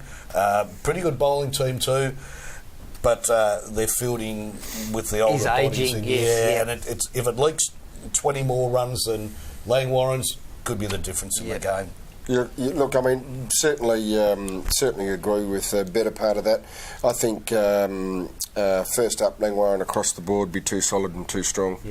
For Baxter. But having said that, I mean, we do look at those names, and you can't go past them, can you? Brittain, Warwick. Brittain gets the hundreds all over, isn't Well, exactly. And you mentioned Irving and so forth. They're quality players, and you never write quality players off, nor do you discard. However, I think Langwarrin on the back of they their just built a great team, haven't they, What Langwarrin? do you think last year would have done to their psyche for this year? Not playing finals, not actually going the Baxter way last year. Is that going to I think spur some of the older blokes on to... They're certainly all competitors. Yeah, absolutely. They don't play the game there for hits and giggles. They're out there to win, and they expect to win. But having said that, I think Langwarrin will continue on where they left off the end of last season. Certainly had a great year, deserved winners, and they'll be too strong game one. And the two captains opening, and Travis Campbell opening the bowling and Chris Brittain opening the batting, that might be a fair hour's watch. Great contest. Yeah, that absolutely. First half hour. The next game on our list, Mornington POB. Mornington POB, which is the last game. Yeah. For this morning's work, Mornington POB. Well, I just looked down. The first bloke in for Mornington, Ben Clements. There's a guy that probably should have played for Australia. Who? Hey? Who's he? Ben Clements. You think he should have played for Australia, he's a kid that I thought growing up should have, but yeah, righto. He's a gun. He's a quality player. Probably not knowing some of the ins that have come in from, like Hussey from Turin and stuff like that. He's probably the biggest in the comp. He's a two-time Wally Wedgwood medalist, back to back, and one of the years I think he only played 6 games. Yeah, there was one there. So doesn't give the greatest interview. So I must admit. Neither does Dusty Martin. We did interview him during the grand final after he won his. He's been a prodigious talent, even if he still doesn't remain probably the same player that he was when he left, say, 5 years ago. As a younger lad. But certainly we know his capabilities, we know his abilities, and we know what he brings to the table. So that's certainly that's a huge in for Mornington. And I note the young Ryan McDonald. One of the twins heading back to, or if not having his... he's been at Frankston before, has he? I think one went to Frankston. Ryan or Brad, one of them. Yeah, look, I mean, whether they both have or not, whether it's he's heading back to have another go, he heads back to the... Frankston. Back to the real turf. Yeah, Sammy Weiss, quality player. Yeah, exactly. He'll be better for a second year. Named captain this year. He'll be better for a second season. Matty Foon got 100 in the practice match last week. Matty Foon's on fire, he got 100 in the practice match last week against Sorrento, apparently. In PAB, it looks like they're going with the same guys, Dolly. You'd probably know. Doesn't look like they've got any ends, but they haven't lost anyone. No, that's the declaration early doors, isn't it, David? So we'll pretty much remain unchanged. The only thing that you see there, Johnny Forrest steps up and takes up the coaching reins to assist and work alongside with Wade Peltzer. But as far as our ins and outs, we've been pretty stable, fortunately. I suppose the only thing from our perspective, we may have liked to have seen maybe a few names beside the in-basket, David. Yes, well, I worked hard on one of my many taxi drivers on the way home, and I've still got 2 more taxi fares before Saturday comes, so you never know what I might pick up. All the taxi drivers say they play cricket, but whether they get time off, I'd rather than playing cricket than driving taxis, seriously. Yeah, at least. But look, we'll just be promoting a few of our younger guys again and we gave them a taste of it last year. Yeah. Is Peacock one? It says player to watch you. Peacock, is he one of? He's a young guys? kid. Did he play? Yeah, certainly did. He batted 6, 7, 8, didn't he, last year? Yeah. What about your young fellow, Dolly? What's happened? I remember he was a bit of a talent a few years ago. My young lad, he gets back from having been on a 6-month overseas holiday somewhere near the end of November. Yep. So what he chooses to do when he comes back, I'm not quite sure, but he certainly played some lower grade cricket, or I think he played pretty much every grade last year. You could be a grandfather soon, Dolly. David, please. He's had a wonderful time overseas from all photos I've seen. Hello. He goes all right, the young fella. You want us to go over there for the birth? Dear oh dear. Dear oh dear. Only if it's on the Amalfi Coast to the Italian princess. Grandpa Dolly, yes. Well, I'm going Mornington on that one. So now we've got 2 PAB boys beside me. Even up the table here. Yeah, I think Mornington again. Mornington, and these 2 will go for PAB. I would think so. Correct. You think so? Yeah. Correct. Well, that's it for Provincial. It's been a blast listening to Kiwi and all the old stories from the old shed, Mornington, back to the cool stores, and then finally this lovely studio here in Mornington. We'll wrap this up. We'll bid you a fair good morning, and we'll catch you later. The RPP Cricket Show was proudly brought to you by the Mornington and Rosebud Telstra stores, helping you hit a 6 in all your communication needs. I don't like cricket.